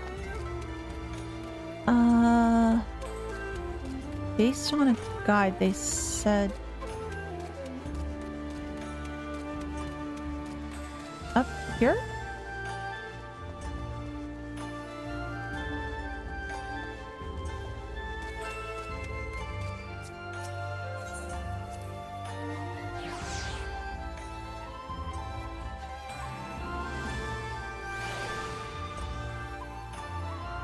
Was there somebody here that did? No.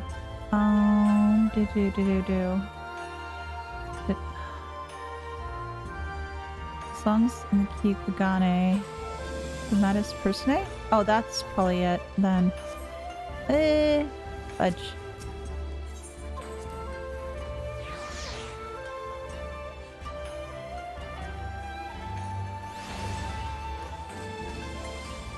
Where is the person I need to speak to?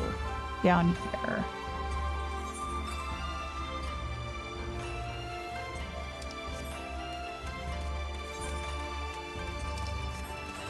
think it was over here that I need to speak to. Yes, this is the one they were mentioning to me. Okay.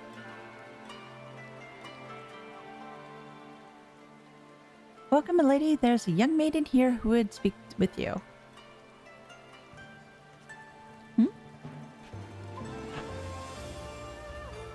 Oh. Dejected one at that. Miss, the adventurer has arrived.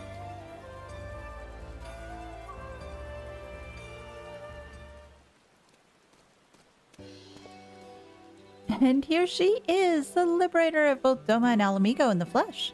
I'm Lina Mula, as correspondent for The Raven. You may recognize me from my expose on the secret lives of the homunculi. But enough small talk. It's not for nothing that I've been standing here since yesterday morning on the off chance you'd pass by. Wasn't The Raven like a gossip mag? Or am I misremembering? No, I'm here because... Actually, it's best you heard it from Alma. I am but an observer. Alma, that's...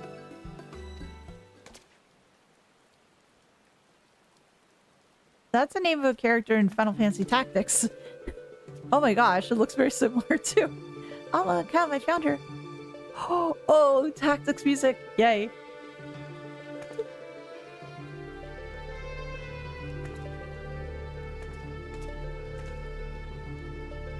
Is this the adventurer of whom you spoke?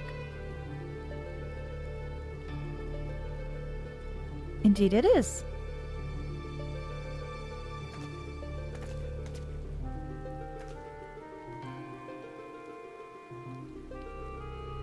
Please, I beg you, find my father. You are his only hope. Oh gosh, what happened to your dad? It's all right, Alma. We are attracting unwanted attention. Might I suggest a change of venue? We shall wait you before the Prima Vista, the theater barge that has a berth at the airship landing.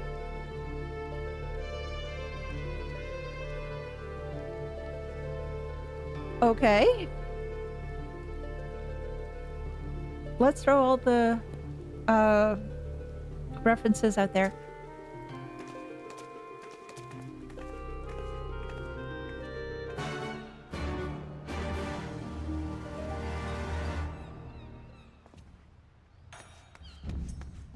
And for those who are joining, hello. Happy to have you here. Just trying to catch up apparently on some side content that I missed. So going to see as to how much we can actually get done with this. Oh my gosh, and she waved. Great. As I said before, I think it's better we continue this conversation in the privacy of the young lady's barge. It's not that I don't trust anyone here, it's simply that I don't trust anyone here. Gate guard Minegumo has been instructed to look out for you. In future, speak to him when you wish to gain admission to the docks.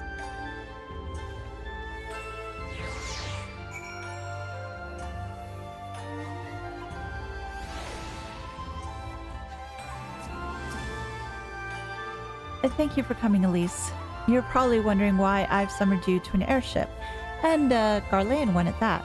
Allow me to explain on the shuttle.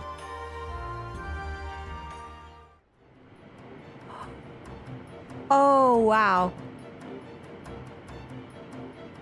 That is cool.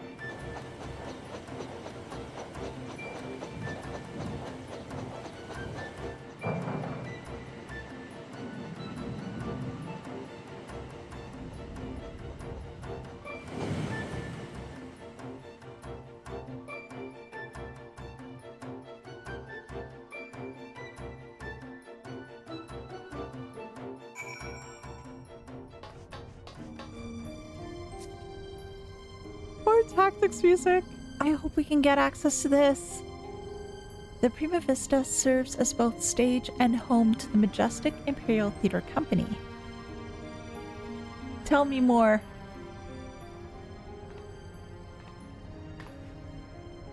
You can keep that dirk in your drawers. No one here is a member of the Imperial Army, nor are there any spies within the troop. At least, no known spies.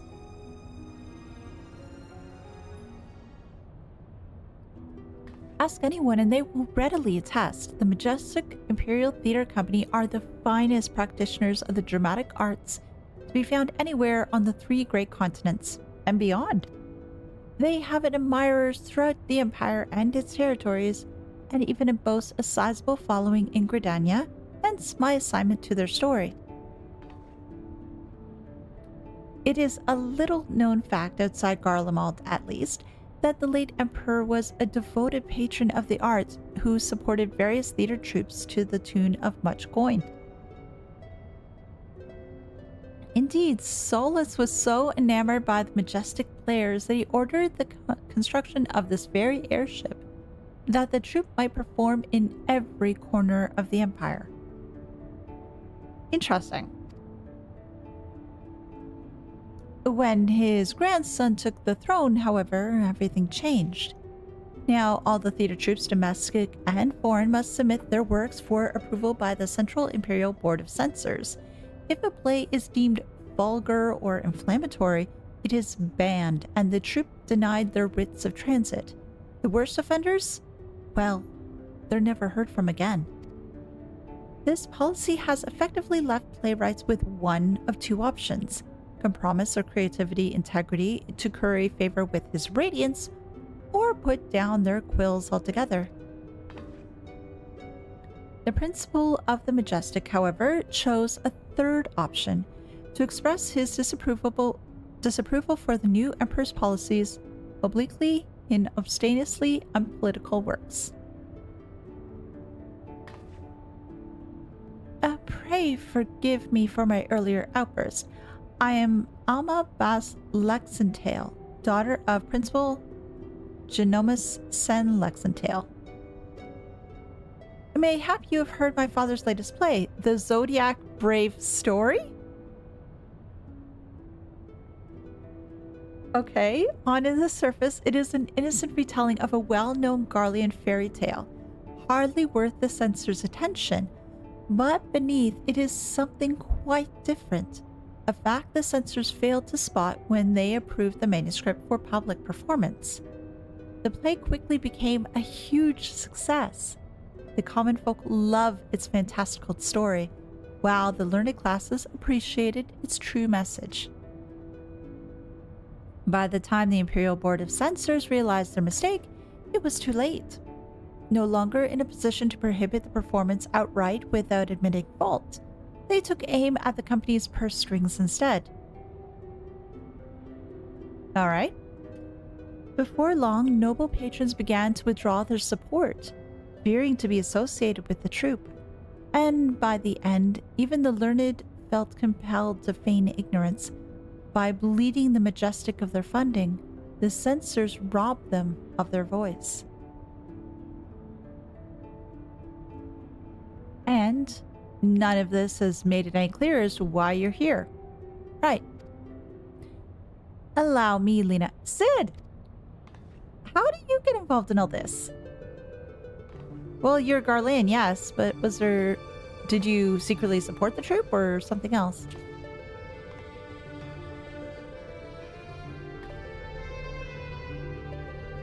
I've known Genomus since we were students of the Magic Academy. Okay, so he has that sort of connection.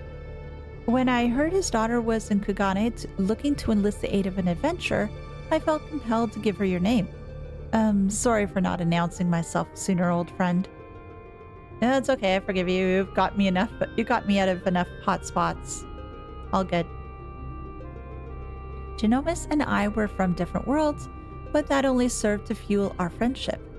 Many were the nights we would prattle on into the wee small hours, warm flagons of heated ale numbing our minds to the other's naive ideologies. Yet, no matter where our conversations began, it would invariably end with him telling me how he is going to change the Empire from inside out. The troupe was to be his path to the people's hearts. Even after the Empire forced him from his home, Genomus never gave up hope that his work might change the world.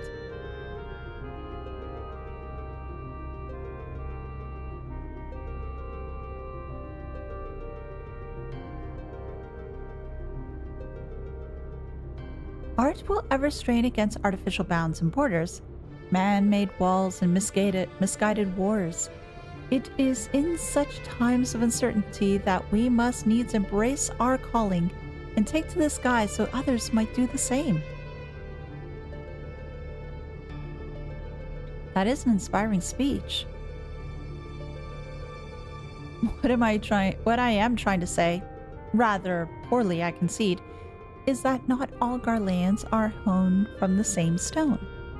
Just as though there are those who pledge their lives to the Empire and would never think to question the authority of its leaders, there are those like Alma's father and myself, whose love for their country does not blind them to its flaws. Still, try selling that sack of sunflower to an Alamegan or a Doman who has watched his family consumed by the flames of a Magshek Reaper. How many Eorzean adventurers do you think would leap at the opportunity to help an Imperial search for a missing father? And in Garlean territory, no less. But you are different. You have seen enough to know that the line between good and evil is not defined by race, color, or creed. So, what say you? I can never turn my back on a damsel in distress. Or, I would make a poor adventurer if I were to shy from venture. I would make myself a poor adventurer. The whole damsel in distress notwithstanding. Indeed. Hey, what can I say? Adventure is awesome. Now that you understand the nature of the task, perhaps Alma could provide some insight as to where we might begin our search. Shortly before my father disappeared, he began to work on his next play, a successor to the Zodiac Brave story. Oh? But I'm getting ahead of myself. Please, follow me.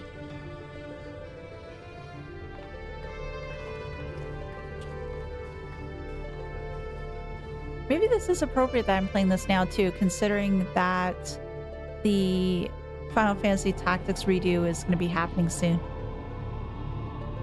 And it's next month, I believe.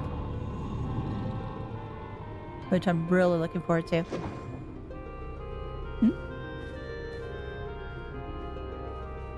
Yes, that's Kugane. Or where exactly are you taking us?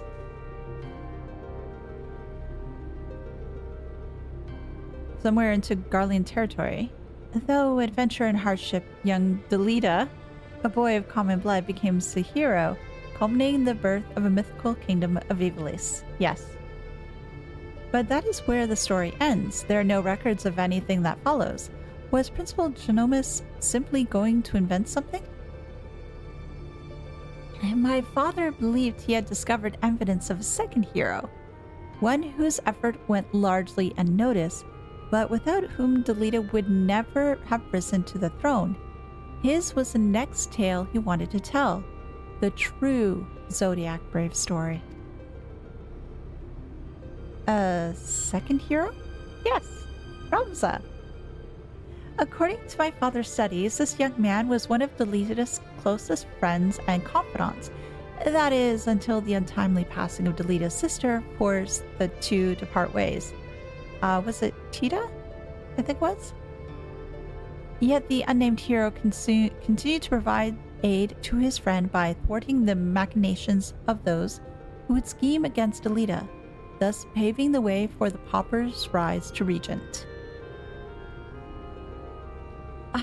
You must forgive me, but I've never heard of anyone make such claims. How exactly did your father come by this information? The missing papers. That is a long story. Which begins and ends with Genomus becoming lost in the very legend he sought to lay bare. Even as far back as our academy days, Evelise had Genomus firmly in its grasp. He flatly refused to believe the story was just a fairy tale. And so, when he was finally driven out by Garlemald, it was only natural that he should choose this of all places as his refuge. Was it not, Alma? That is correct, Master Garland. It has been long my father's belief that the ruins of ancient Etheirys lie beyond Naxia, buried beneath the sands of the Damaska Desert. Poor Damaska. The kingdom prospered in relative isolation for countless generations, until the Empire came calling. When not touring, my father would organize expeditions into the Damaska Desert to search for proof of Etheirys' existence. Sometimes he would bring back strange artifacts, ancient tomes, and crystals. Crystals unlike any others.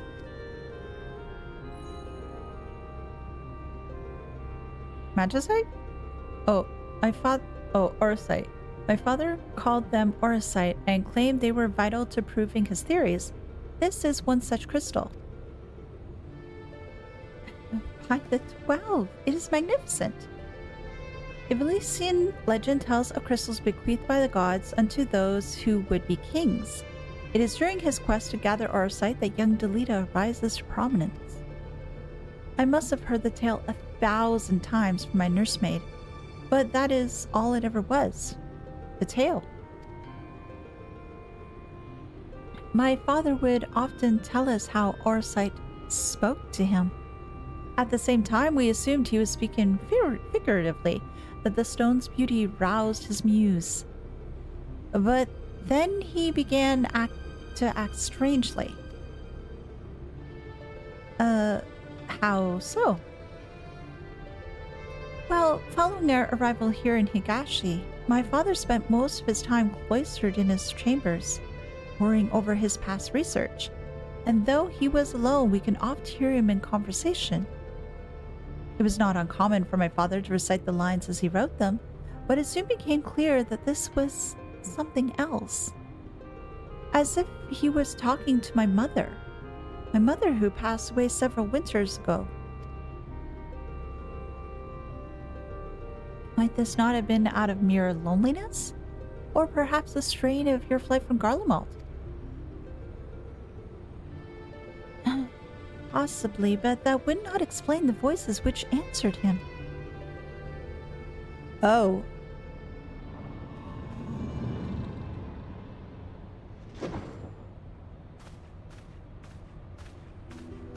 Alma, who are these people? I told you I did not require any help finding father, especially from outsiders. So good of you to join us, Ramza. Okay. Allow me to introduce... Enough, Master Sid.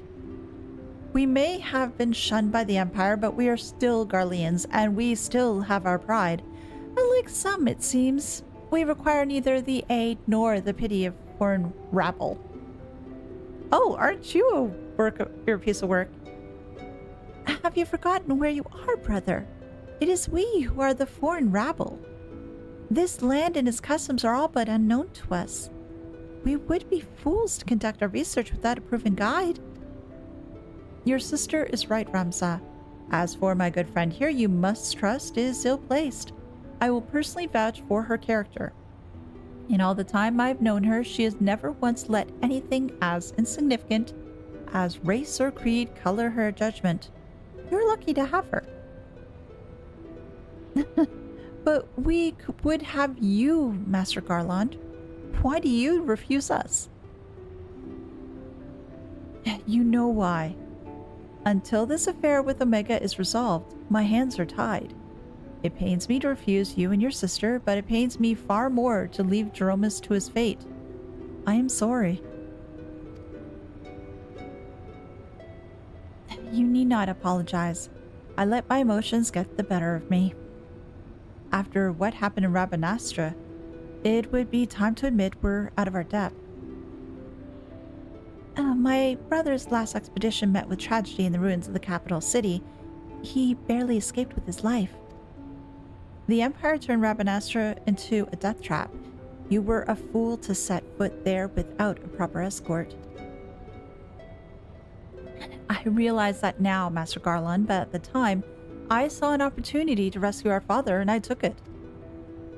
Whatever led you to believe your father was in Damascus capital? My father's fascination with the Velician legend began with a trip to the Endwalker city long before the war. Call it a premonition, but something tells me that is where he has returned. Now, you must excuse me, I need some time to think. Okay. Then, Alma, I shall leave you and your brother in Elise's capable hands. She has ever repaid my trust with interest. You do well to grant her yours. Thank you, Master Garland. We will not forget this kindness.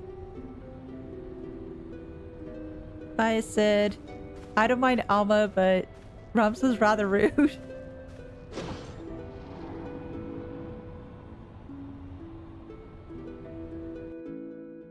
Do I get to go into raid now? Oh, you're down there.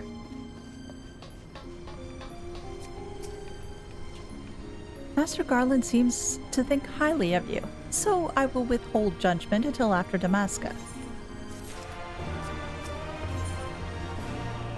City falling. Protagonist theme of stream role. Background. Oh! Oh! Are these orchestral rules for Final Fantasy Tactics? I think they are. Yay.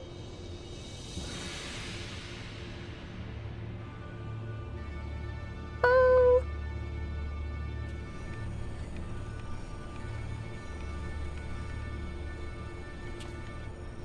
Damascus is nestled in a forgotten corner of the Empire's uttermost territories. I do not foresee any trouble from the standing army, but would suggest committing to memory the locations of each of the barge's exits, just in case. Oh, as for the flight itself, the currents above Damascus are as wild as the land below.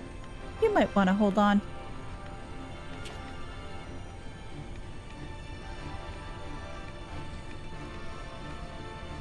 Can I have some tactics outfits too?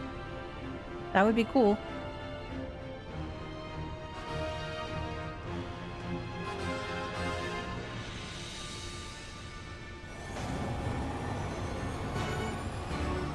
Quest accepted. Off we go.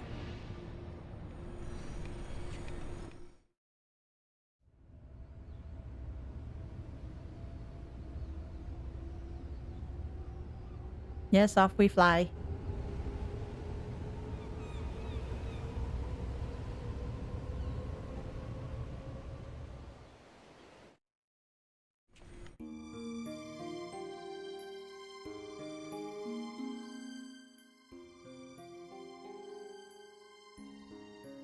Well, at least we get to sit on some nice couches while we fly, which is nice.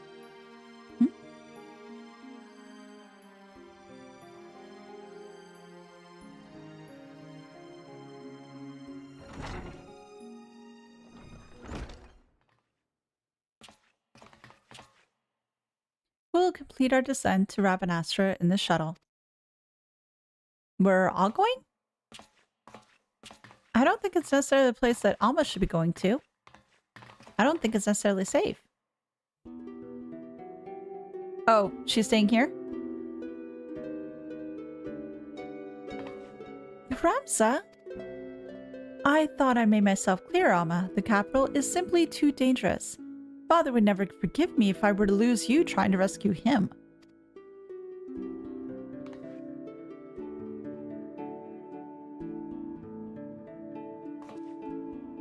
Come, we are wasting time.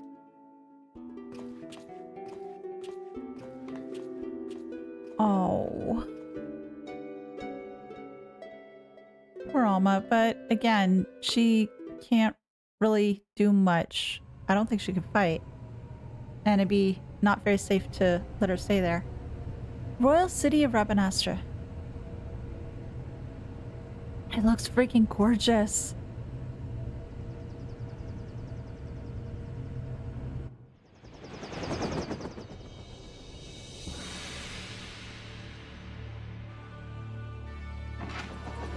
I wonder if they're going to play any other tracks.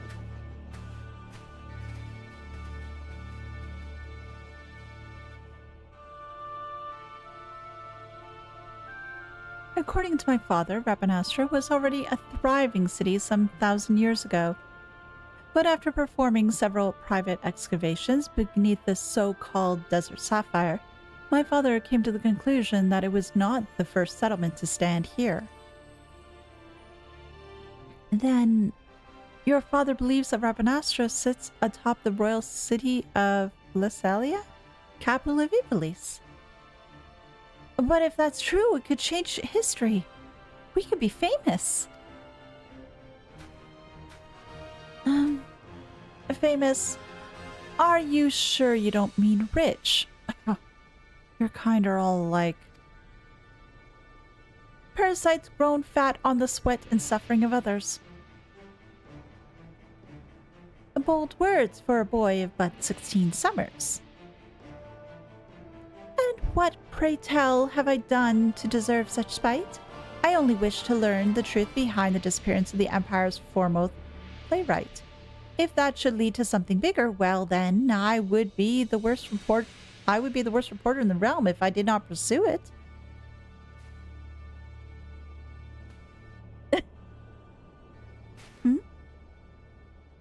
What? What's going on? There's somebody there? Somebody watching? Yes, we can argue about this now, or we can return to the Prima Vista and report to our army of adventurers that it is time to begin the expedition. I humbly suggest the latter.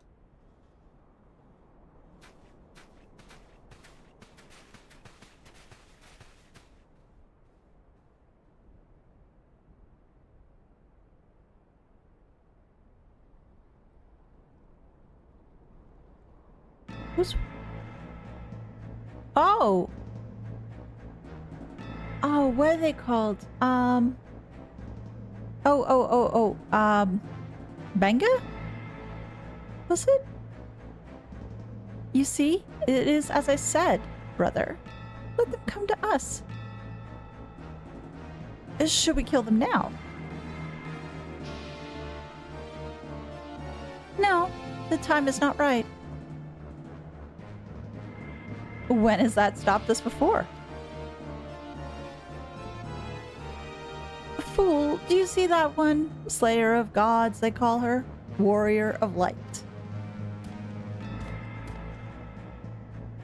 Be afraid, be very afraid.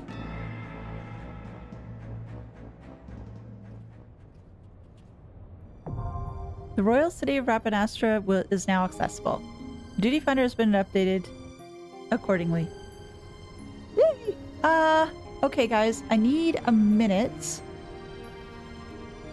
And then what we'll do is we will jump into the duty and see what it all has to offer. I'll be right back.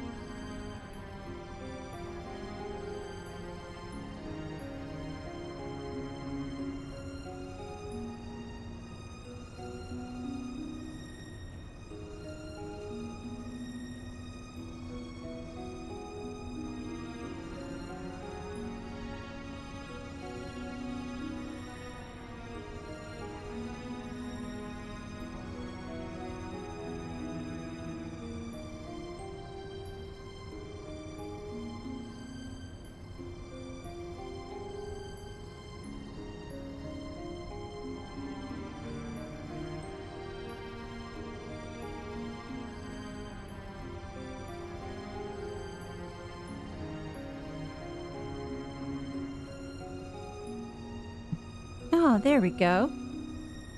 Thank you for your patience, everybody. So, let's go ahead and see if we can queue up for this duty, and hopefully it'll work very quickly. Join. More than 30 minutes. Oh, this does not bode well.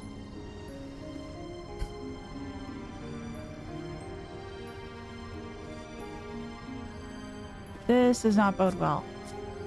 Hopefully it'll take less than 30 minutes. To Rabanastra.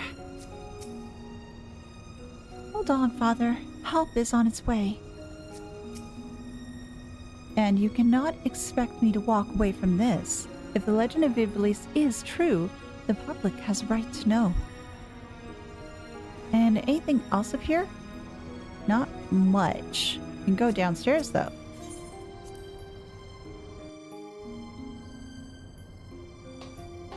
Anyway, anything else over here? Well, that's that way. This goes...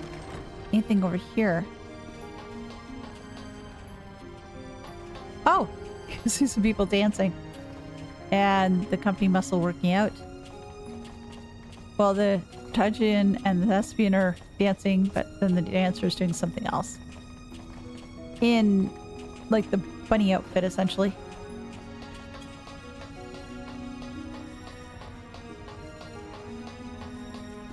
Oh, you can see them doing work here. Or just staying still. I thought they might have been doing some work. Musician? Oh, you're fixing your instrument. Company assistants. This is still pretty cool to just be able to walk around like this, though. Oh, at least you're working very hard. As are these other folks here, too.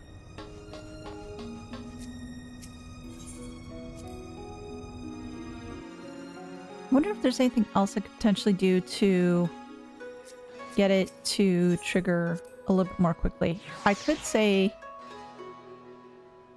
one's in progress, I guess. But I don't know how many are actually in progress right now. This is an older raid.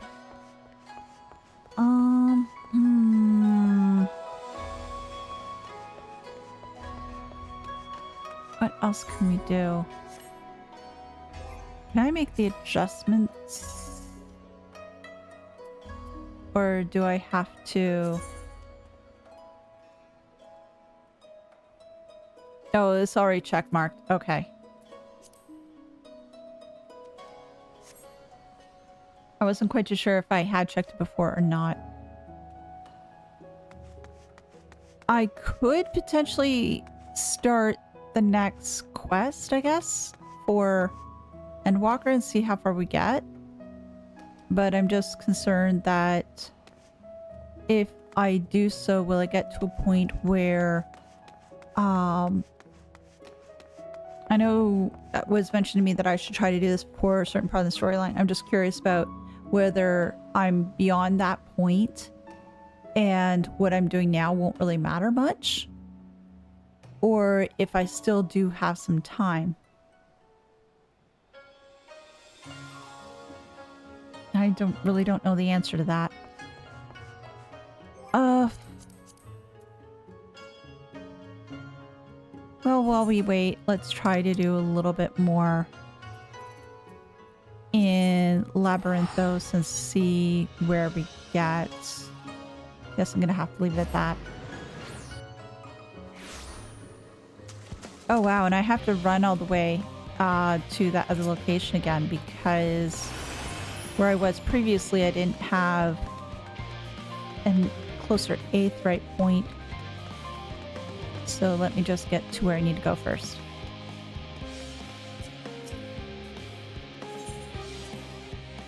Then I have to go to the central circuit and then not the central circuit.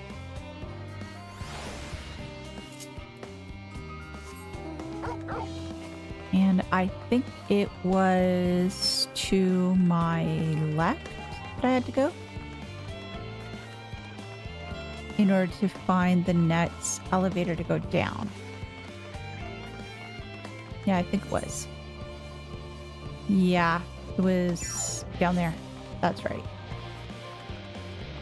So sorry for the wait, guys. I will try to get things moving along as quickly as I can. Unfortunately, this is, I think, something I wish I could have planned it a little better, but since I totally didn't know, it was hard for me to try to plan ahead. So let's just keep going and go down.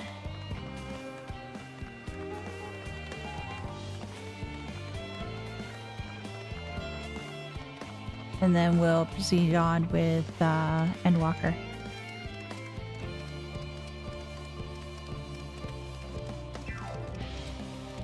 There's all the different mandragoras that I could potentially use to make ratatouille, but hey.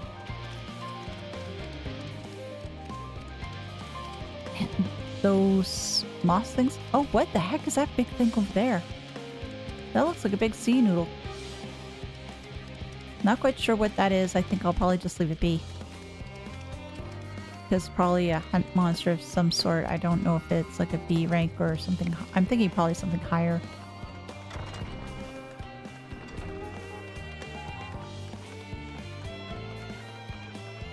Almost there, and then we'll be at the next level.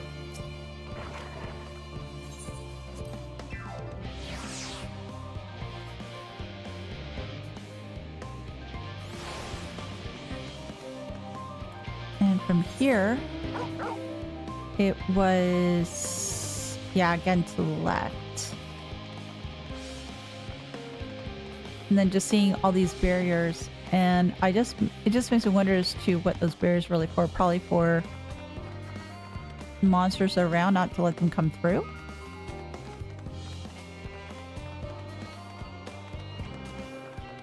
Because I saw some monsters before, like that big huge guy over there, the Dara.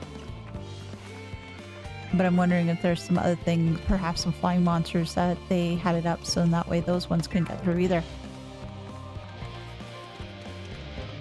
Almost at the forage. And then we'll take on the next quest and see if anybody will join in on the raid in the meantime.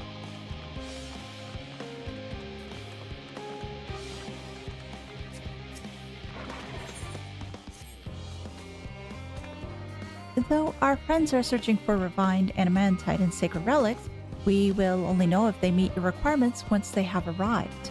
In the meantime, is there aught else we might do to be of service? We've already done more than enough. If I had to say, though, I could use someone who knows a thing or two about Alagan technology. That'd be Raha.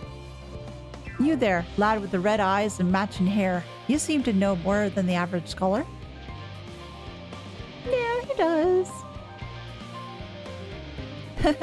If only Master Coco knew how right he was. While he and Graha establish a rapport, why don't we help with preparations for the Great Exodus? Indeed, this would mean going above and beyond the terms of our arrangement, but I propose this not to curry favor. As confident as I am that we will succeed, we must be ready for every eventuality. That would also be an opportunity to familiarize ourselves with the logistics of traversing the Great Expanse.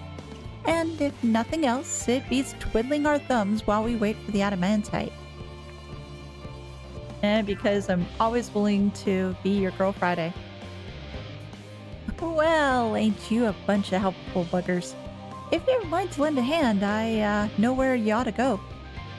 Sharlayan Hamlet is lousy with researchers and scholarly types busying themselves preparing for the Exodus. The lot need all the help they can get. So whereabouts is that? Well then, off we go. This way? No, up. How? Map? Map? Oh, yeah, it is up. So the way that I came and backtracking a bit, seems.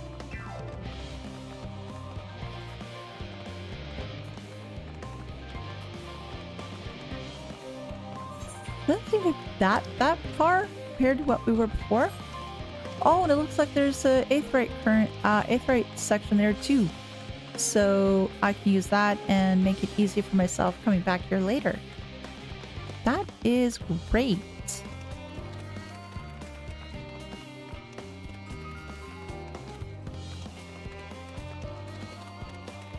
What might needs to happen is that with these raids, I'm guessing at this point, I'm probably gonna have to do them off stream.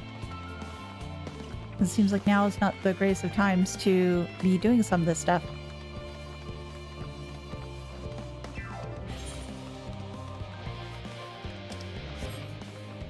Well, we're still in Central. Oh! Hi, guys. I remember seeing you guys over at, in the Ruby Sea area.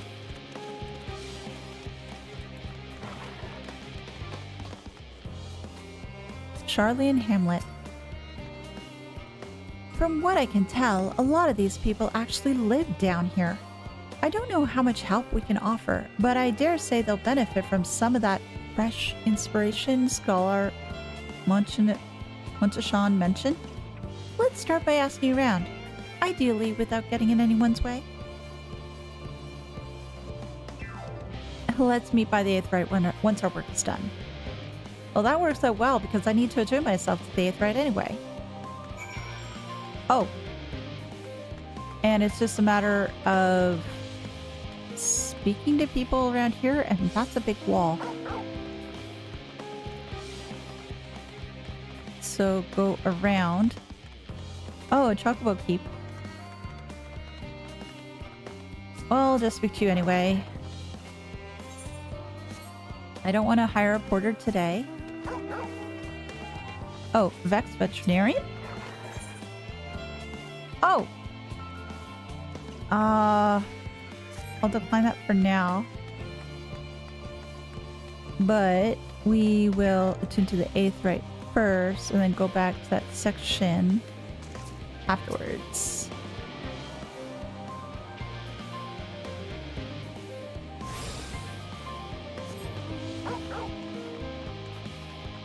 So 3 people to find down here.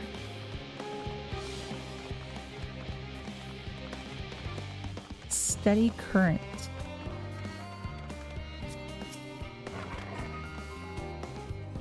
Helping with the art. Even with all the Power Master Coco's managed to squeeze out the Aetherburner, it's still not enough apparently. Now I hear the final dates have arrived. Horrible creatures running rampant all over? Ah, if we'd only begun the exodus sooner. People are dying, and there'll be no end to it if we don't fulfill our duties. But we will. We've spent years preparing for this moment. Believe in the plan, and all will be well. I like to believe in that, but we need to plan all the same. Oh, and there's the next person I need to speak to. And I have to find the third person. Oh, hello. Are you one of the new helpers? Working on the Aetherburner. Oh dear. I hear things have come to a standstill on that front. Even so, I choose that over my current duties. Checking and loading samples day in, day out. It's tiring, thankless work. Still, no one's gonna be cross if I misplace a few legumes or what have you. The forum's got enough on their plate as it is, what with deciding who gets to board the Ark and when. Lots of powerful people have opinions about that. My heart goes out to Master Foshno and the others. Hardly get a moment's rest, I expect. Do they even have time to sleep? Probably not much, so where's this third person? Somewhere around here. That's the stressed chef. Wait, do we have to go in buildings? Can I go in buildings? Well, not that one. That one's locked. That one's too far. Oh, what about this building in here? Are they in here? No, they're not.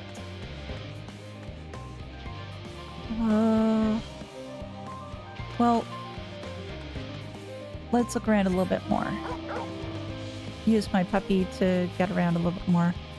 And there's the edges here too. So see if anybody is out here on the edge. Edge of the hedge, but not there. What about the other side? Doesn't look to be, but where? Not them. I checked them already.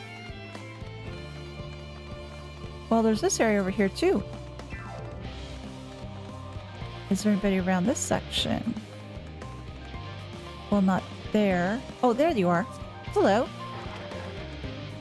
Offering to help.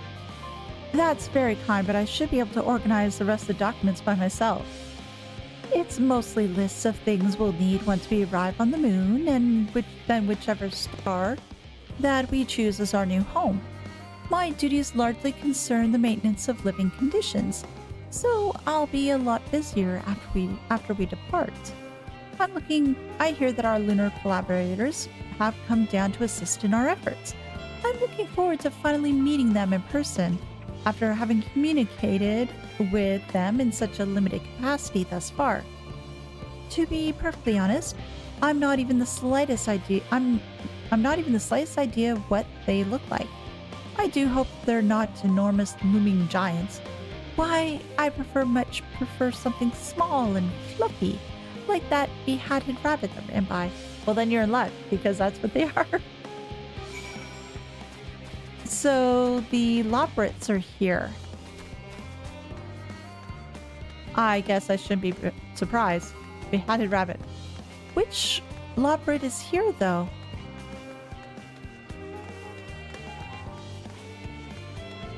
Growing way. And living way. And singing way and cooking way. Guys, it's been a bit. Fancy meeting you here, Elise. Our friends in the forum brought us to see their teeny tiny toy boat, which was quite impressive considering they didn't use any creation magics. What we're really interested is in Etheirys itself, though we now find ourselves in a sort of funny underground miniaturized version of it. We were hoping the forum would give us a guided tour, but it appears they're rather preoccupied. Honestly, all that time to prepare and they're still not ready. I suppose we'll just have to show ourselves around. Or at least that's what we are planning to do until we chanced upon Urianger and your good self. Since you're both dawdling about engaging in idle chit-chat, perhaps you could show us a few points of interest. Won't that be fun? Oh, absolutely. Enjoy. Let's show them around, please. More times the Loporrits is great. A tour of Labyrinthos. An unexpected yet prudent suggestion. Given the similarities betwixt this artificial environment and Bestway Burrow, it would be in our best interest to have the Loporrits acquaint themselves with those conditions deemed optimal by their Sharlayan collaborators. I fear, however, that continued reliance upon my limited knowledge would risk narrowing rather than broadening their perspectives. Mayhap thou art better suited to lead this venture. What a marvelous idea! Might we begin with that great big Wotsits over yonder? Wotsits? Ah, the Wotsits. I shall leave its explanation to Elise. What is a Wotsits? I am so confused. What is the Wotsits they're talking about? And considering the time that I have, I don't even know if I'll be able to... I think I'm probably going to cancel out that duty finder right now. Because I don't think I'll be able to get that done before I have to end the stream. So that means I just have to do it at another time, which probably at an evening, to make it through to completion. Which is unfortunate because I wanted to be able to do it on stream. Oh goodness me, to build something so large without creation magics is positively stupendous. Perhaps we could direct our attention to its most important features. Oh,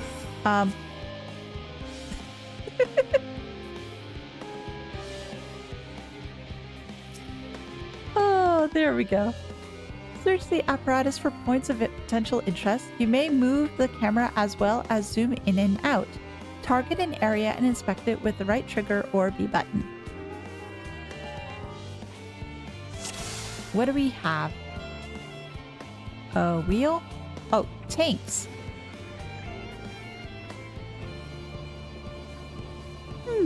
It's a little hard to see from here, but is that golden pipe connected to the top of those tanks? And I can see through the window another pipe at the bottom. Ah, this must be for purifying water drawn up from below.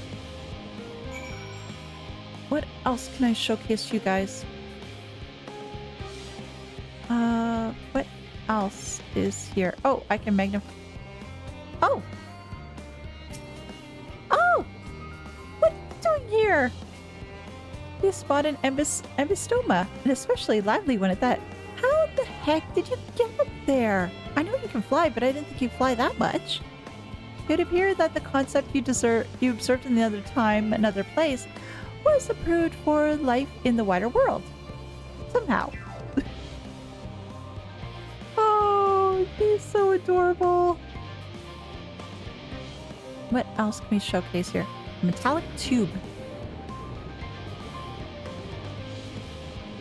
Is that water I hear from the inside of that great big tube? It must be because those cogs and the giant wheel on top. Oh, I see. That's how they draw up the water. There's probably some sort of spiral place mechanisms inside it too. Oh, mushroom-like thing. Yeah, that is a mushroom-like thing.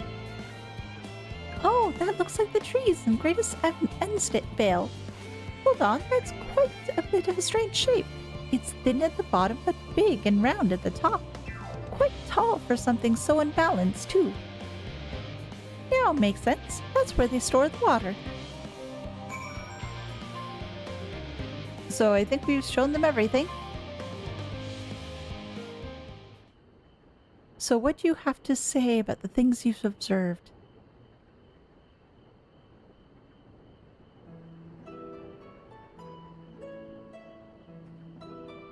Well, if I were hazard a guess, water is drawn from the underground, presumably with some other mechanism, is purified here and stored in that tower before being distributed elsewhere. I'm right, aren't I? I knew it. A design brilliant in its simplicity. I dare say it would only take a moment to install it even in the harshest of environments. For us Loporrits, that is. Indeed, securing a reliable source of water is the utmost importance for any fledgling settlement. We have read, however, that peoples of Etheirys sometimes make their homes in arid deserts and such. How are they able to survive? Many settlements in Thanalan are built near an oasis, or areas near waterfalls are common in sites for villages in Garabania. Ooh. While many settlements in Thanalan are built near an oasis. So wherever you choose to live, you're never far from water. Oh dear, I worry we won't be able to procure the necessary amount. We can provide enough water to keep them from drying out completely, but it would appear they rely on it far more than we anticipated. A little adjustments may be in order, once we've calculated the average rate of consumption per individual. It may also be worth learning more about how exactly they obtained their water in the first place. Master Alphino spoke of a machinery responsible for that feat during our journey through Logiston Alpha, did he not? Mayhap the Loporrits will share his appreciation for the engineering marvel. Oh yeah, that's a good point. Oh yes, that sounds absolutely splendid. We must journey beyond the sanctuary of Sharlayan Hamlet. I shall lead the way.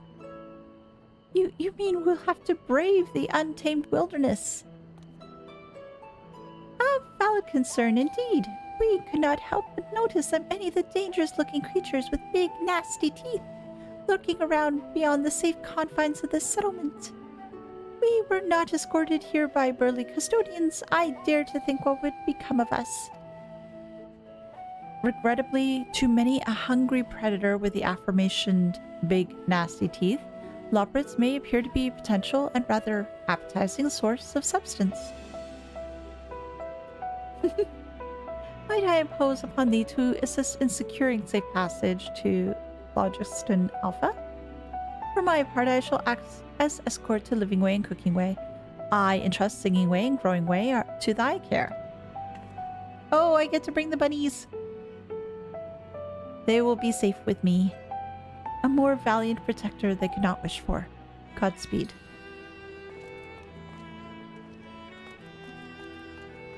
Come on, you two, let's go.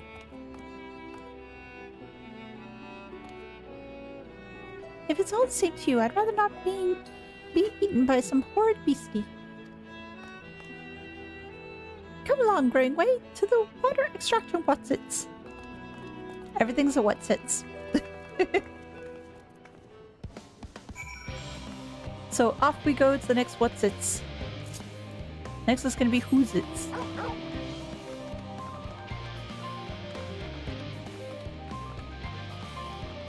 Oh, there's a Parago. And whereabouts am I right now? Oh yes, I need to get over this way, actually. So then I can get out of here. Can I jump over here okay? Should be able to. Yes, great. Oh, and I have to be careful of, well, thankfully, it's not like a full escort mission and having to worry about creatures along the way. Or maybe it is. Oh, we do.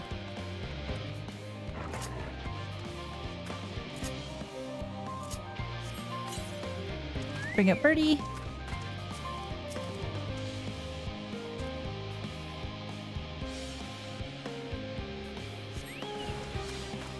Oh, it's an Antenna. Yay!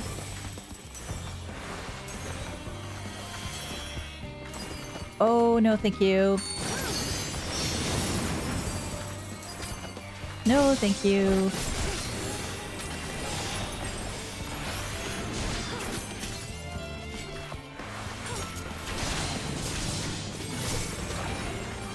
And one more. Yep, there we go.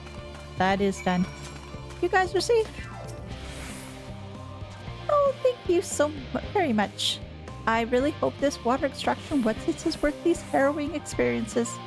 All part of the fun, some might say, but I'd rather not be burnt to a crisp if it's all the same to you. Oh, I would never let those guys be burnt to a crisp. They're too cute. May as well just go back this way and then back on the path. Probably be a little bit safer too. If I'm going to imagine that I'm actually carrying them along for the ride.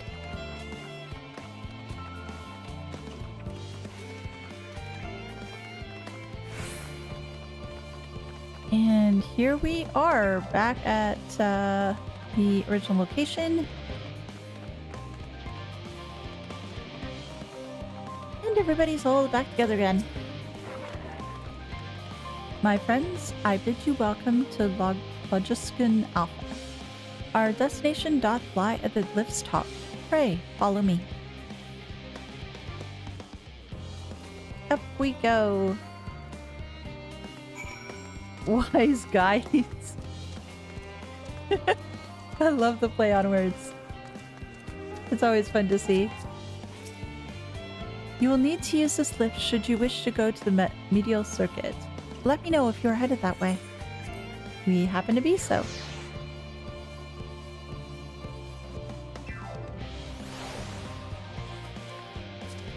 Hey, Singing Way. Marvelous, simply marvelous. So this is where the magic, or science rather, takes place. The perfect environment to sustain life, artificially created. The knowledge we'll gain here will be essential when we start looking for the new stars for your kind to inhabit. Apparently most of them don't even have air for you to breathe.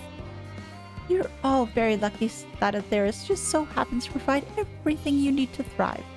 Or did mankind turn out this way because of all the available resources?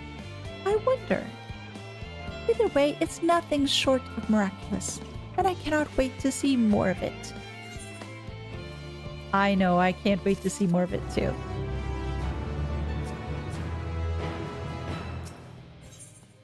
Agriculture shock.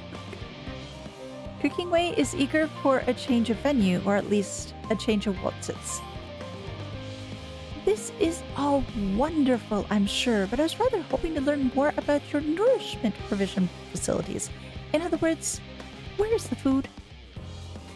I believe both the knowledge and consumables you seek may be found at Meral Ergonomics.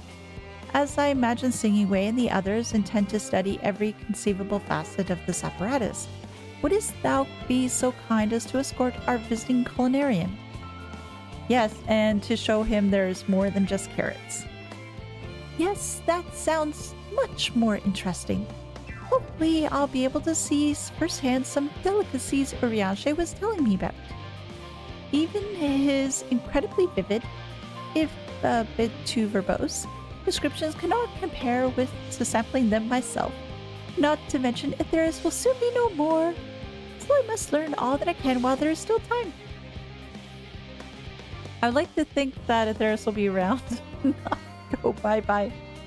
Let us brook no further delay. To the Wotsits. Oh wait, I should... Oh, it's an accompanying mission. Okay, I thought I could potentially just teleport over there.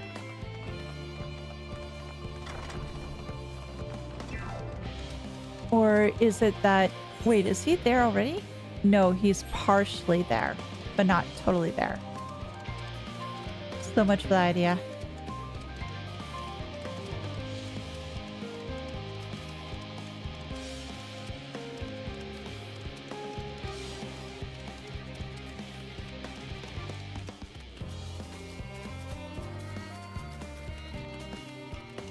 Oh, there he is. Cooking Way. Let me show you around. This is the place, yes? The heady aroma was enough to guide me here.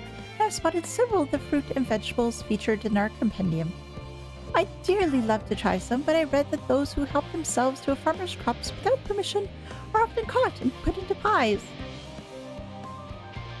Very nice lead-in and reference to Peter Cottontail and the his brothers and sisters Mopsy, Flopsy, Peter, and oh gosh, there were some others. It's been too long.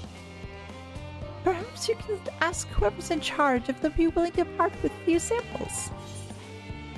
Oh, this is new.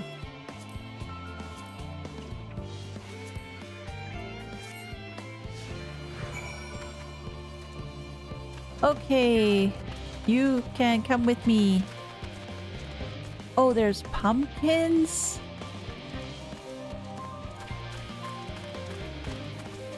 Oh, we need to speak to you. I thought we were just going to show them the crops. Ah, what a fine mess this is. New tutorial, yes. Ah, it's you. The one who climbed down the mine shaft. I'd show you around if I could, but I'm rushed off my feet preparing for the exodus. And I'm not the only one. We've all got to find ways to do what we can to do down here. First on the moon, then on whichever star the Forum decides that will become our new home.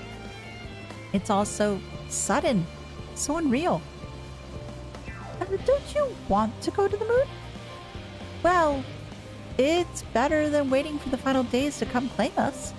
But no matter how carefully it's all planned, we'd never be able to take every variety of flora and fauna with us.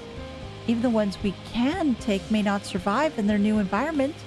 So many species doomed to extinction.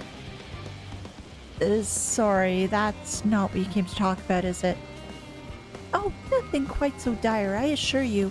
We merely wish to sample a little of your produce, if we may. Oh, by all means, help yourself. Much appreciated, my good fellow.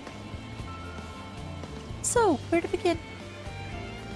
Oh, can I choose? Or no, you're telling me where I need to go.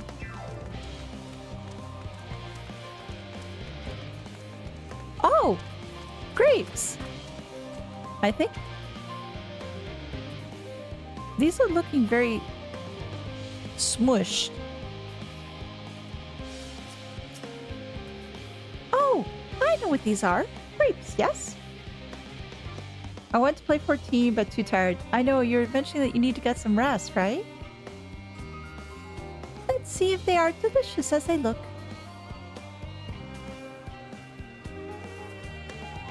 So sweet, so sour. The taste is much like a ripe philosopher's carrot, and yet the texture is entirely different. The contrast between the outer skin and the fruit within is most peculiar, though far from unpleasant. Yes, I think I'll try another.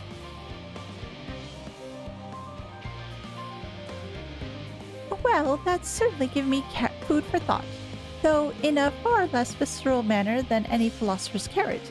But tell me, what is your opinion of grapes? I'll brave an erupting volcano for a choice sponge. Meh. Ghastly things. I'd rather eat rancid giant toad eyeballs. I'm not a huge fan of grapes.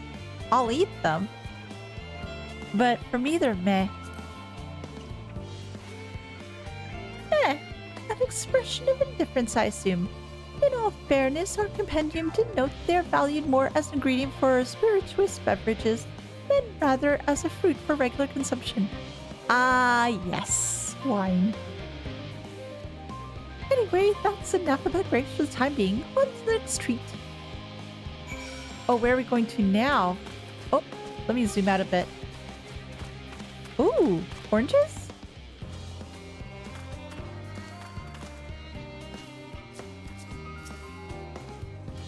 Orange by name, orange by color. What came first, though, the fruit or the color? Who cares? Let's eat.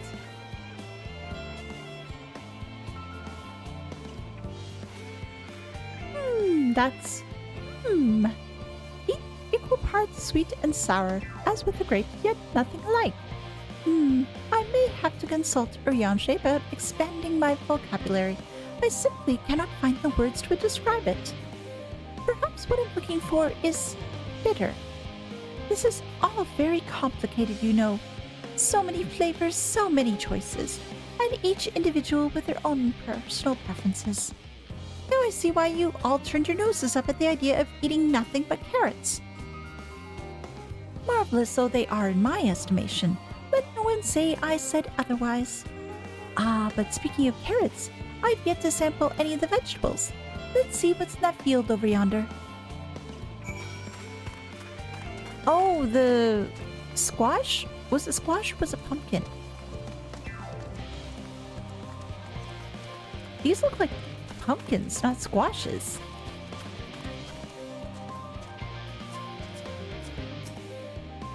Ah, that color, that texture. Are they some sort of enormous round carrots? No. No. In any case, proper nomenclature is less of a concern than the taste. Blech! It's so hard and flavorless. I may as well be chewing a piece of wood.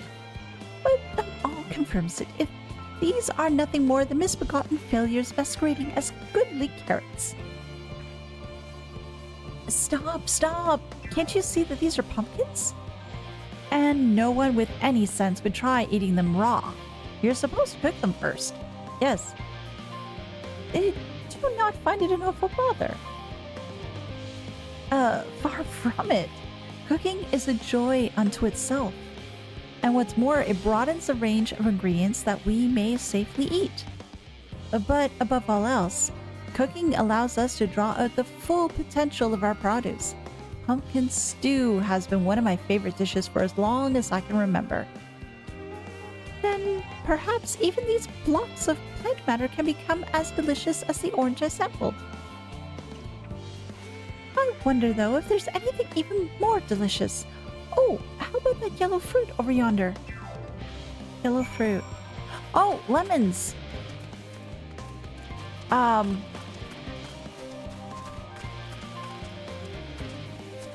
Please don't eat them directly. Oh, what a wondrous fragrance! With luck, it'll have flavor to match. No, not raw. Or not done in, let's say, something like pie or a tart. That would be a perfect way to have it. As I have no idea how these are eaten, I'll just bite into it. Ooh, my tongue! Is this poisoned? No, you don't eat it like that, though. Oh, poor creaking way. A lemon! You mean it's supposed to taste like this? How can something so similar to an orange be so revolting? Ugh. It may be some time before my palate recovers from this ordeal. And as such, I best call an end to this round of sampling. Let's say our farewells and return to the others. Want some rides over my country? Oh, gosh.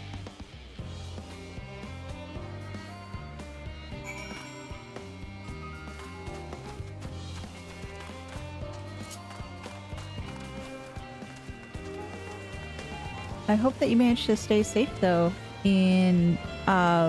because of all those riots. Finished, have you? I trust you found something to your liking? I'm rather enamored with the grapes and oranges, less so with the pumpkin, though I learned the hard way they're not to be eaten raw. Then there's the lemon, the deceiver. I feel so violated.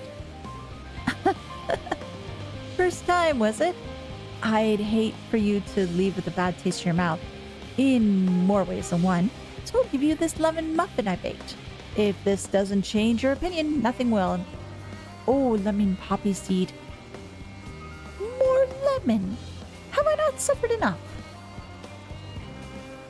Nevertheless, it would be remiss of me to spurn... Nevertheless, it'd be remiss of me to spurn this opportunity to... Oof! Bit of a sick come up there. Learn more of your inscrutable ways. Very well, lemon muffin. Do your worst. It is good.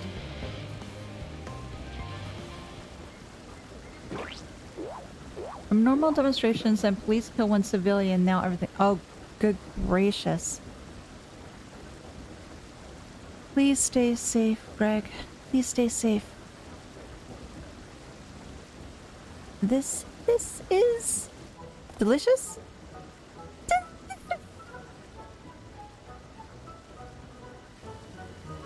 Although I detect a hint of lemon, it complements the sweetness of the dough to create a perfect harmony. Dough. That's more of a tart than a muffin. But I digress. I would never have guessed its vile bitterness could be utilized so elegantly. My good chap, this is simply breathtaking. See, we rarely use lemon in its natural state, but it has a starring role in all sorts of recipes, and the same is true for many other ingredients. It comes down to making the most of resources at our disposal, and sometimes that can even be the difference between life and death.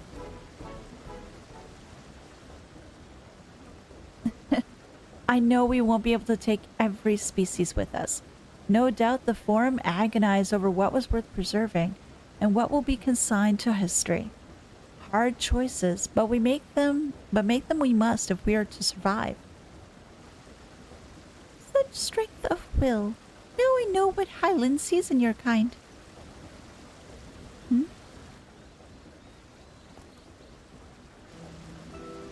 Mankind, the Loporrits, we were both born from the accumulated knowledge of the ancients. They learned all there is to learn about the nature of sentient life and the fates of the stars themselves.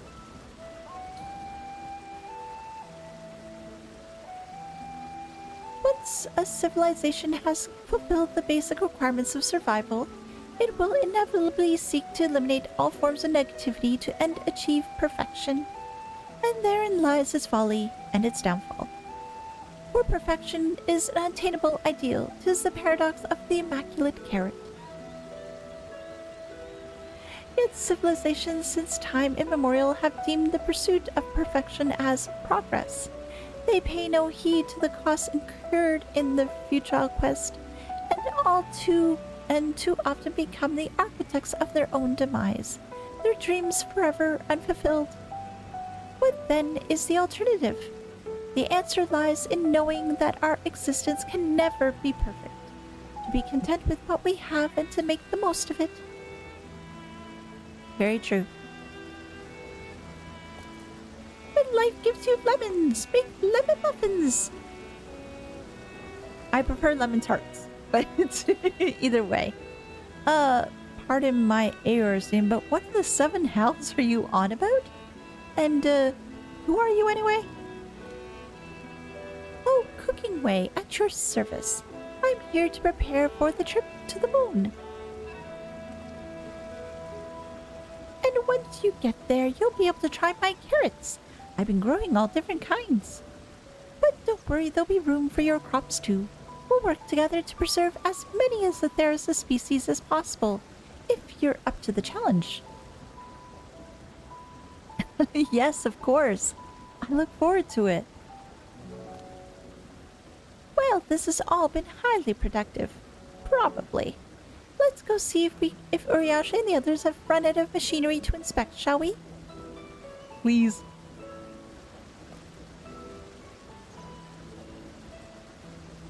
Oh, bye.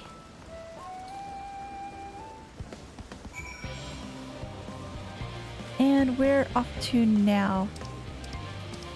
Cooking Way is where? Oh, you're back there. Okay, so let me get back to where I was before. Bye, pumpkins. It will be awesome to have some pumpkin pie or pumpkin tarts later, because it's getting to that time of year.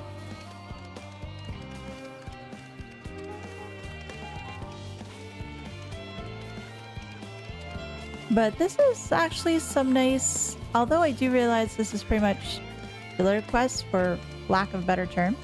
I do like these ones though, because it is giving a chance to introduce the Loporrits to various other things they wouldn't have necessarily seen before, or just some passing details that maybe the forum might have told them about. Maybe not. But just expands the world as a whole. Hey, Cooking Way. That was most enlightening, especially the part with lemon muffin. Actually, I was wondering, do you know of any other places famed for their cuisine? Last stamp? Limsa is the home of the Culinarians Guild and many less than savory establishments. The far east has oodles of noodles. Limsa.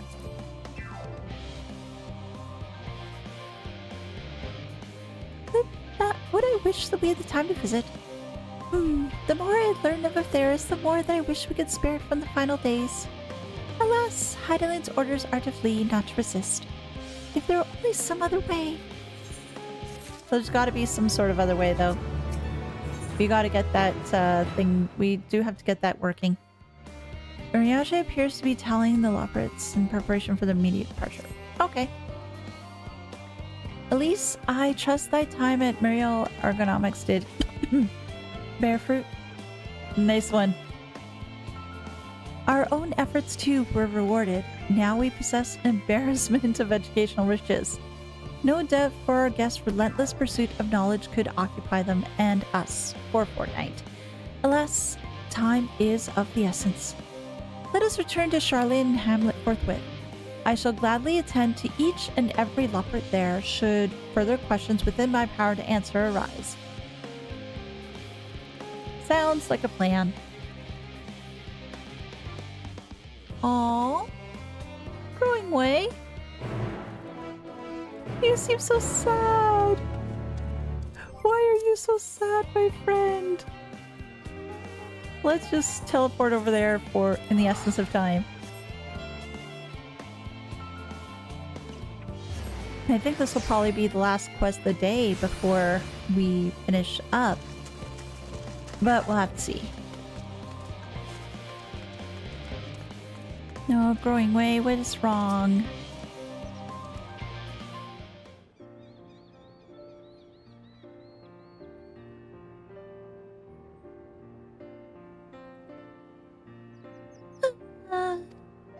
What's wrong, my friend?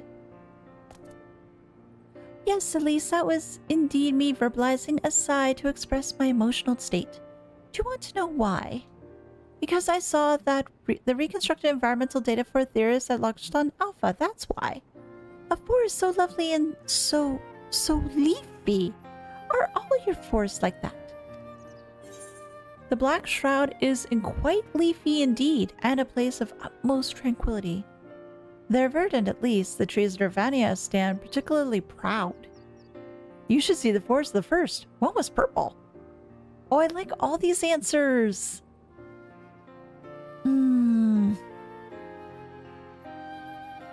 I like the one of the first because it was purple.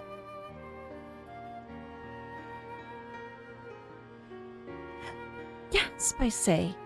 With a star so wonderful, it comes to no surprise that you're reluctant to leave it behind. I was a fool to think otherwise, to assume that the moon was something worth to be proud of.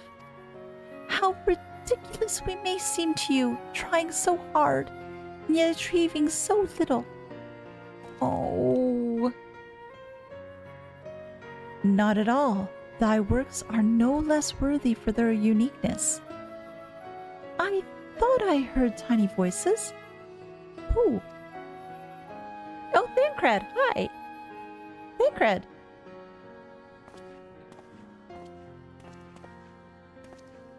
How dost thou fare? Oh, I was able to glean a fair bit from the researchers while helping to move their cargo. Preparations have proceeded without interruption here, despite news of the coming end. We have the forum's leadership to thank for that. That doesn't mean that people aren't worried, though.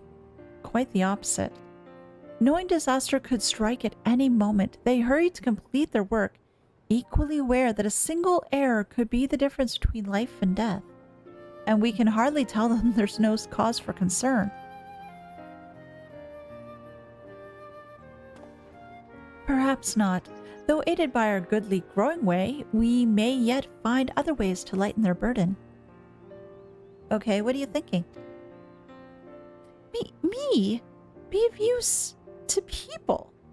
I'm honored you would think me so capable, but I'm not too sure that I'm up for the challenge. Nevertheless, I believe in thee. If you say so, I suppose it can't hurt to try. I passed someone moping in the western plaza that looked to be in need of a helping paw. Perhaps you might start with him?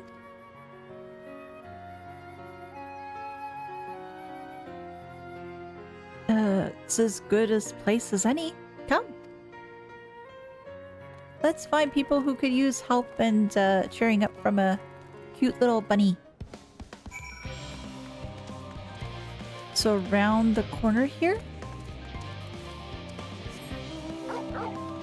I'll just take my puppy. Oh, there's a trouble researcher. How can we help you?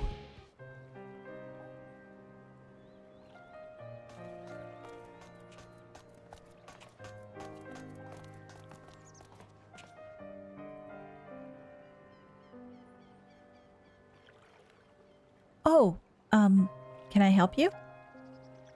Actually, it's more the opposite. How can we help you? Oh, it is you that would help me. Is my anxiety truly so obvious? A burden shared is a burden eased. Pray, tell us of thy troubles. Those little fellows do look like good listeners. I'm an engineer, you see, and what they say of the ship, that it's the sum of decades of Sharlayan ingenuity, that it's built with peerless Allagan technology is all true, but I know, none of that's a guarantee. We've never before launched a starfaring vessel, let alone flown it in the great expanse. All the tests we've run have been on the ground. Only operational personnel and cargo will be aboard for the first voyage, but even so, if it fails us then, what can we do? And if it doesn't, it could fall apart on the next flight or the one after that. We've done everything we can to prevent that from happening, but it hardly matters. We thought the Aetherburner's design was flawless too, and look how that turned out. Thou art familiar with the most daunting technologies, and thus dost thou hold the power to allay his fears. Oh, I'm not too sure about that, but, well... Maybe you could tell me if there are any aspects of the ship's design that you're especially worried about. Our ability to walk about and perform our tasks, for one. I've devised means by which to employ gravity, a spatio-temporal spell to regulate the environment. But what if that's not strong enough? What if everyone floats away and begins crashing into things as soon as we've left the star?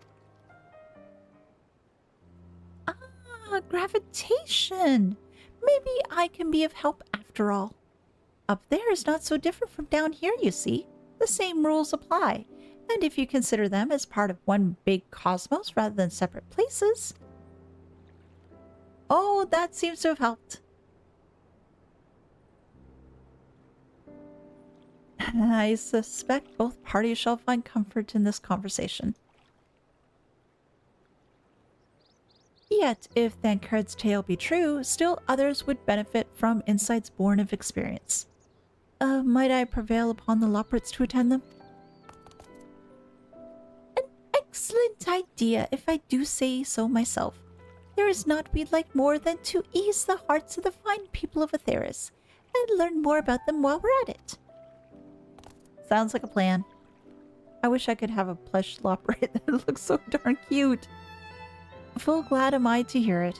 Gather thy companions and bring them hither. Elise, thou hast a gift for finding souls in need of succor. Pray seek thee out the distressed and apprehensive, and inform them that help is at hand. I shall wait them here, that I might introduce each to a suitable Loporrit. Sounds like a plan. I will find the people we need. Oh, I do look forward to that. A place for every Loporrit and a Loporrit in their place. Sounds good. Oh, there's somebody over there. How do I get over there so quickly? Oh, I have to go all the way around. Oh, there's another one over here. So let me do this one first, and then I'll do the one. Level-headed engineer. Do you need help? Concerns? Nay, there's no point worrying about it at this stage. It'll only make the work go that much slower. This woman seems to be coping well. That she does. So let's go around the other way and find that other person who had the symbol over their head. So it seems like... Oh, unconcerned gleaner. He probably doesn't need any help. Oh, was that the person I saw? Oh, shoot. Okay. So that person probably does not need any assistance. Oh, there's somebody here. Well, there's a Vex veterinarian, but I don't think I need to get them. There's a tired gleaner. And you, despondent engineer. Just leave me to my misery before I'm gonna appoint someone else. I apologize. I simply don't know what to do. How am I supposed to pilot the Ark if I'm already falling apart under pressure? You know a starship pilot that I might speak with? Truly. Well then, there's no time to waste. They can help me prepare for this monumental task. Okay, we found one.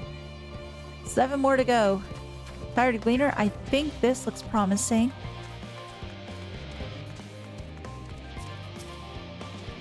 Is anything bothering me? Well, I've been loading cargo for bells now, so my back feels like a voice then played it as a piano. My feet and knees are drums and cymbals too. This cleaner seems fine if in need of a break. Okay, so much for that idea. Grimacing naturalist. Potentially possible.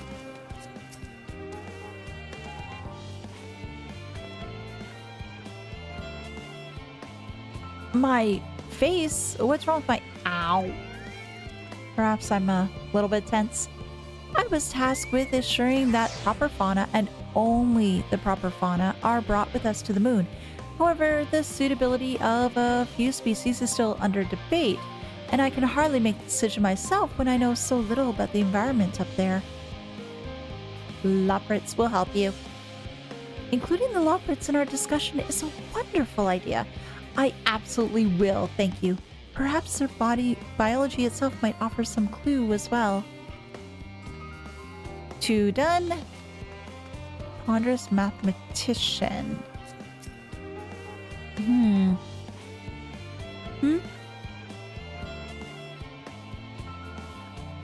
Consult our collaborators. I suppose that'd be more effective than sitting here brooding.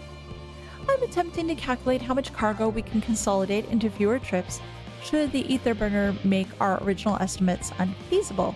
But there's simply too many variables. I feel as my brow will turn inside out. But perhaps our lunar associates may have more insight into how much weight constitutes too much weight for our purposes. Thank you for letting me know. And another one successful, and there was somebody around here. Yes. Will you be somebody I need? Occupied. This may not work. How may I help you? Oh my, what a lovely idea. I too noticed people becoming rather tense, so I rushed down to pluck some fresh and fragrant tea leaves. I only need to track down 100 or so cups. But don't you worry, I can manage. I hope your plan to cheer everyone up goes well. This woman is doing better than you are. Well, I'm glad she's doing better than I do. Is there anybody over here that I can talk to? No.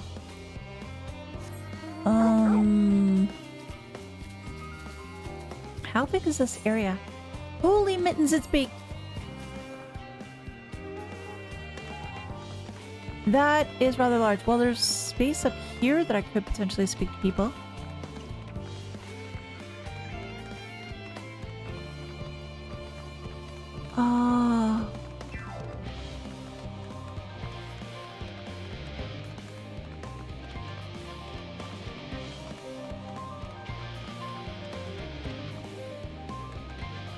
Maybe over this way? Well, that's going out. Oh, there's a distracted researcher. I could speak to them, but let me just check on this side first, see if there's anybody else that might need a Loporrit.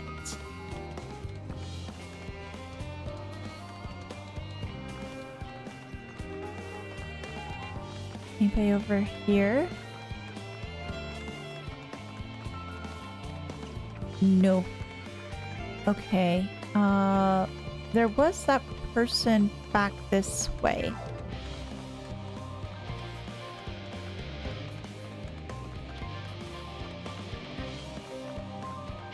I think they were down the stairs. Oh, there's precious research. Okay, there's somebody here.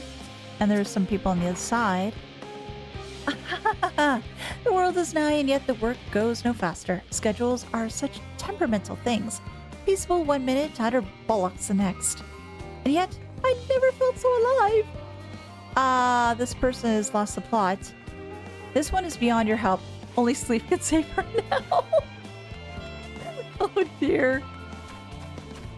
There's somebody around here, was there not? Hyperventilating. Oh, you need help. By the gods, my chest is tight. Am I dying? Is this what dying feels like? You need a Loporrit.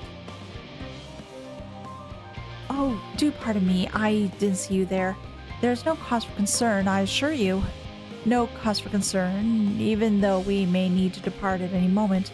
And if the hull I designed buckles under the strain, the entire vessel may explode on launch, claiming countless lives and dooming all of mankind. But that is highly unlikely.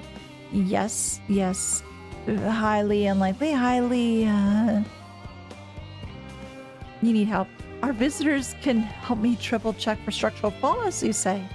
Why, that would be wonderful. I'm breathing more easily already. And another person successfully helped. And what about you? No, you're not somebody I need. But you are a distracted researcher. I don't know if you need help.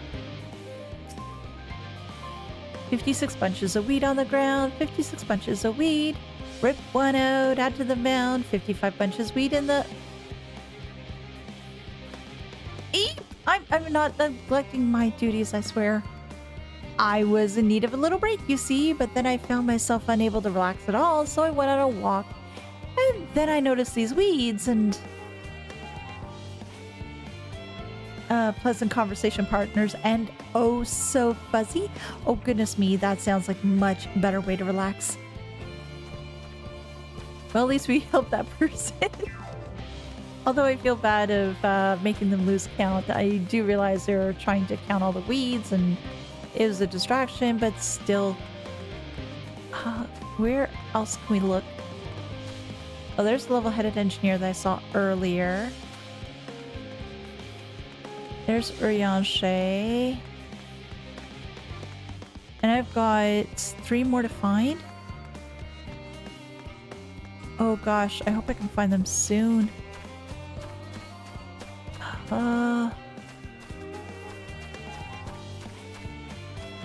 Anxious engineer. Well, there's somebody new. I think they're new. Let's find out. Oh, what am I thinking about? The medical facilities on the ship, of course. I designed them with the assistance of our sages and chirurgeons, but to imagine every illness or injury that one might face in the great expanse is beyond any of us. To say nothing of the effects that living out there indefinitely might have on the body. Loporrits? The crew from the moon. Why didn't I think of that? Somebody else that can be helped? Who else around here? Well, speak this. Oh, skeptical researcher? Oh, and there was a cleaner too, right? Have you heard anything of what's on the moon? I have no doubt that we can make it up there, but the searching for new star and plans, part of the plan sounds awfully vague to me. I asked the forum, but they will only tell us that our collaborators have everything under control. Forgive me, but I don't feel particularly safe wandering through the sea of stars on God knows what made by God knows who. Loporrits, that's your answer.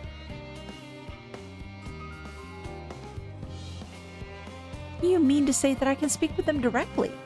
Amazing! I hope they like questions. They do. And there was a gleaner up here. I'm wondering if I just need to speak to them and that's going to be it.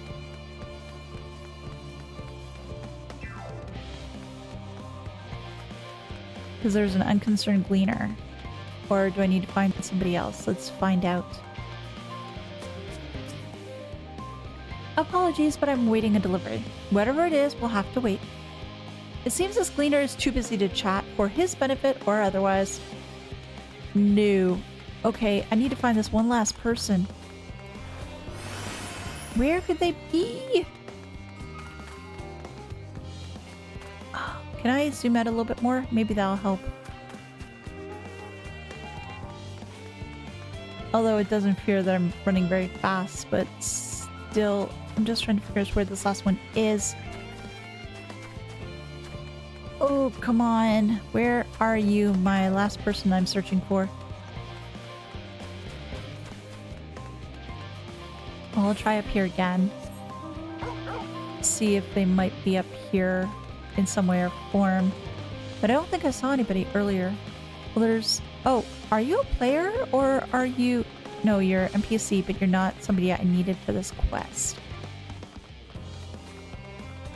Is there any place up above that I can go? I don't think so, and I don't think there's anybody this way. Didn't look like it.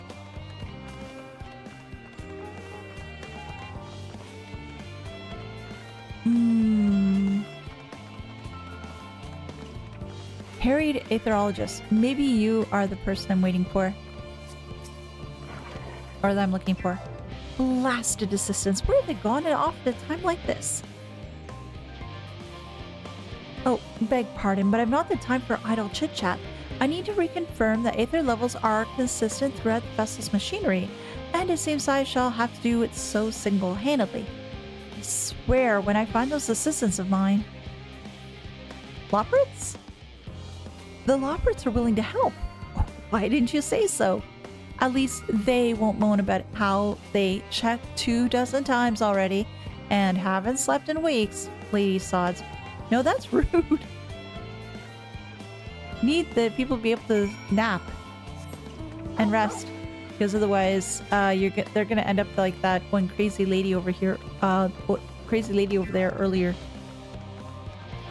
So let's just get back to Urianger and letting him know that we found everybody that we needed to.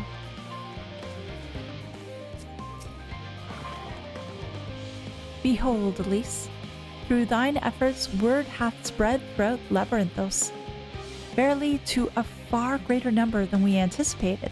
Livingway doth gather more Loporrits as we speak. I shall assign each in accordance with their skills, that new bonds of friendship might be forged. Should greater matters require not thine attentions, watch over them, I prithee. Sure, I'm happy to help out and watch and assist.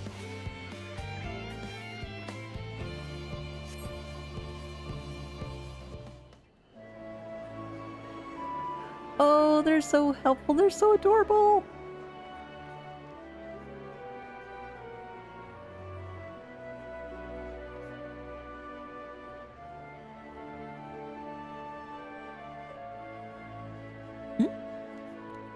Hey, Livingway.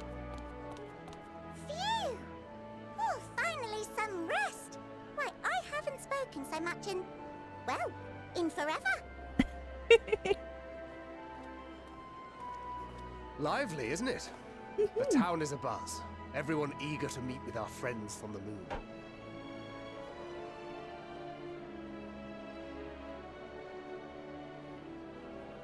Twould behoove you to consult with Sleepingway. As our moon's pilot, his advice Oh my god, should be he's the most pilot? pertinent. I'm impressed. Truth be told, I struggle to tell one from another. No offense intended, of course. And then take it? Yeah. After you and your friends left Mare Elementorum, we spent no small amount of time with your Urianger. Oh, the conversations we had. He told us all about Etheirys, answered our every question, no matter how trifling or trivial. He's actually a good person for that. He's very patient. Every page filled to the margins with knowledge. Oh. When I first arrived, I was struck by how little I knew. It was daunting. But then I realized that were it not for Urianger and his teachings, we'd still be stuck on the moon, gazing at your world and wondering what we've been missing.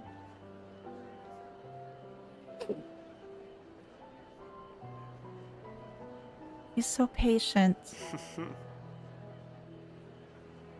What would they think if they could see Urianger now? I dare say they'd be more than a bit surprised. And impressed, no doubt. Master Louisoix, Minfilia, Papalimo, and not to forget...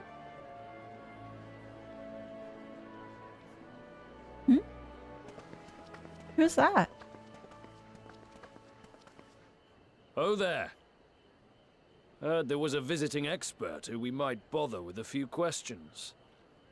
I take it you'd be the one. Who is that?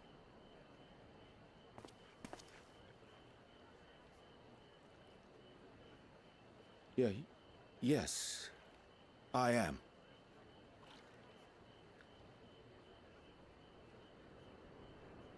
Who? Wilson and Blovida. Sharlayan's foremost researchers Oh in the my field of God. teleportation magic, and Moonbreeder's parents. Wasn't he trying to get in contact with Moonbreeder's parents earlier? In the It hath been some time. Tis good to see you in good health. Likewise, old friend. Blavida and I were most honored to answer the call. Never expected this reunion, though, did we, dear?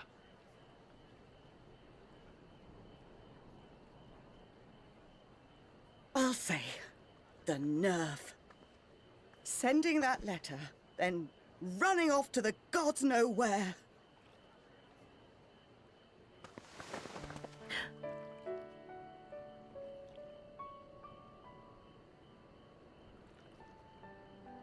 Do you have any idea how worried we were? Speaking like a mom. I'm sorry. 'Twas remiss of me not to deliver the news in person. No, more than that. 'Twas I who... Oh, you blame Our yourself. daughter was disillusioned after Master Louisoix left her behind. The day the Scions called upon her was the happiest I'd seen her in years. She made her every choice of her own free will. No one could have ever forced her to do otherwise. Don't blame yourself for her death. Celebrate her life. You know that's what she'd want. If there is one thing we resent you for, it was that we could not be there to mourn her with you. Reading the words you penned in that shaky hand, we must have cried as much for you as we did for her.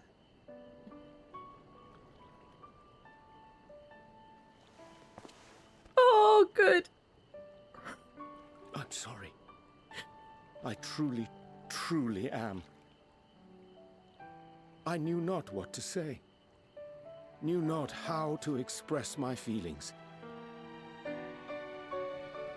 The poems and platitudes of wiser men, musings on sadness and loss, studied and memorized, and meaningless in the moment.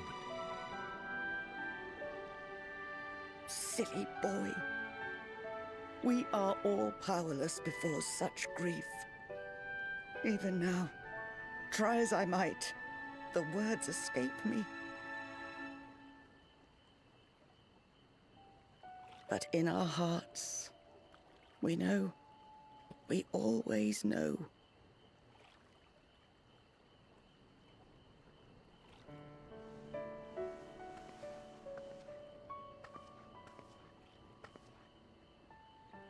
I remember when you were young, how the lads teased you for choosing the company of books over others. Oh, good. We get to hear more backstory about Urianger. Oh boy. Be nice to Urianger, she'd shout, and give them a walloping. No matter how many times we scolded her. So we offered a suggestion. Rather than starting fights, why don't you be the bridge between Urianger and the others?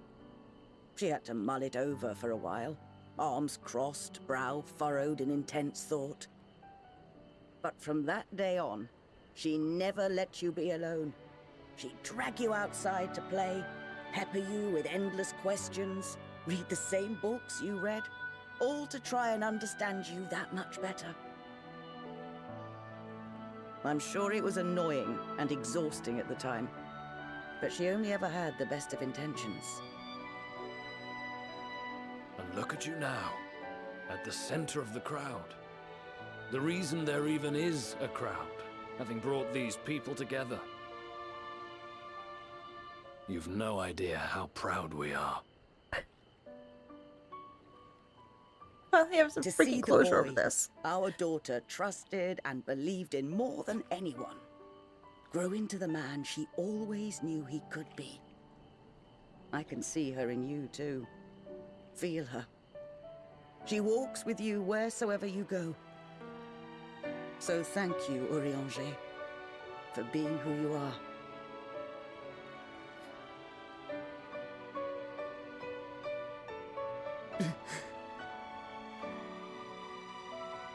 Oh, damn it. I think I can feel her too.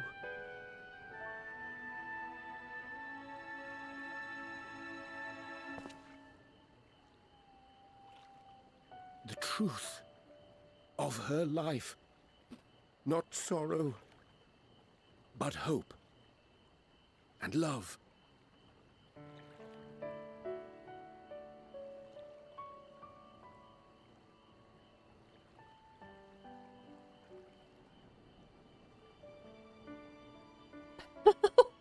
Living away. This moon breeder. She was important to him, wasn't she? Mm-hmm. You could ask the man himself. Oh, no. But watching this exchange reminds me how much I've yet to learn about your world. And its people. You can live here your entire life and hardly learn a thing. And that's why it's too soon for this to end.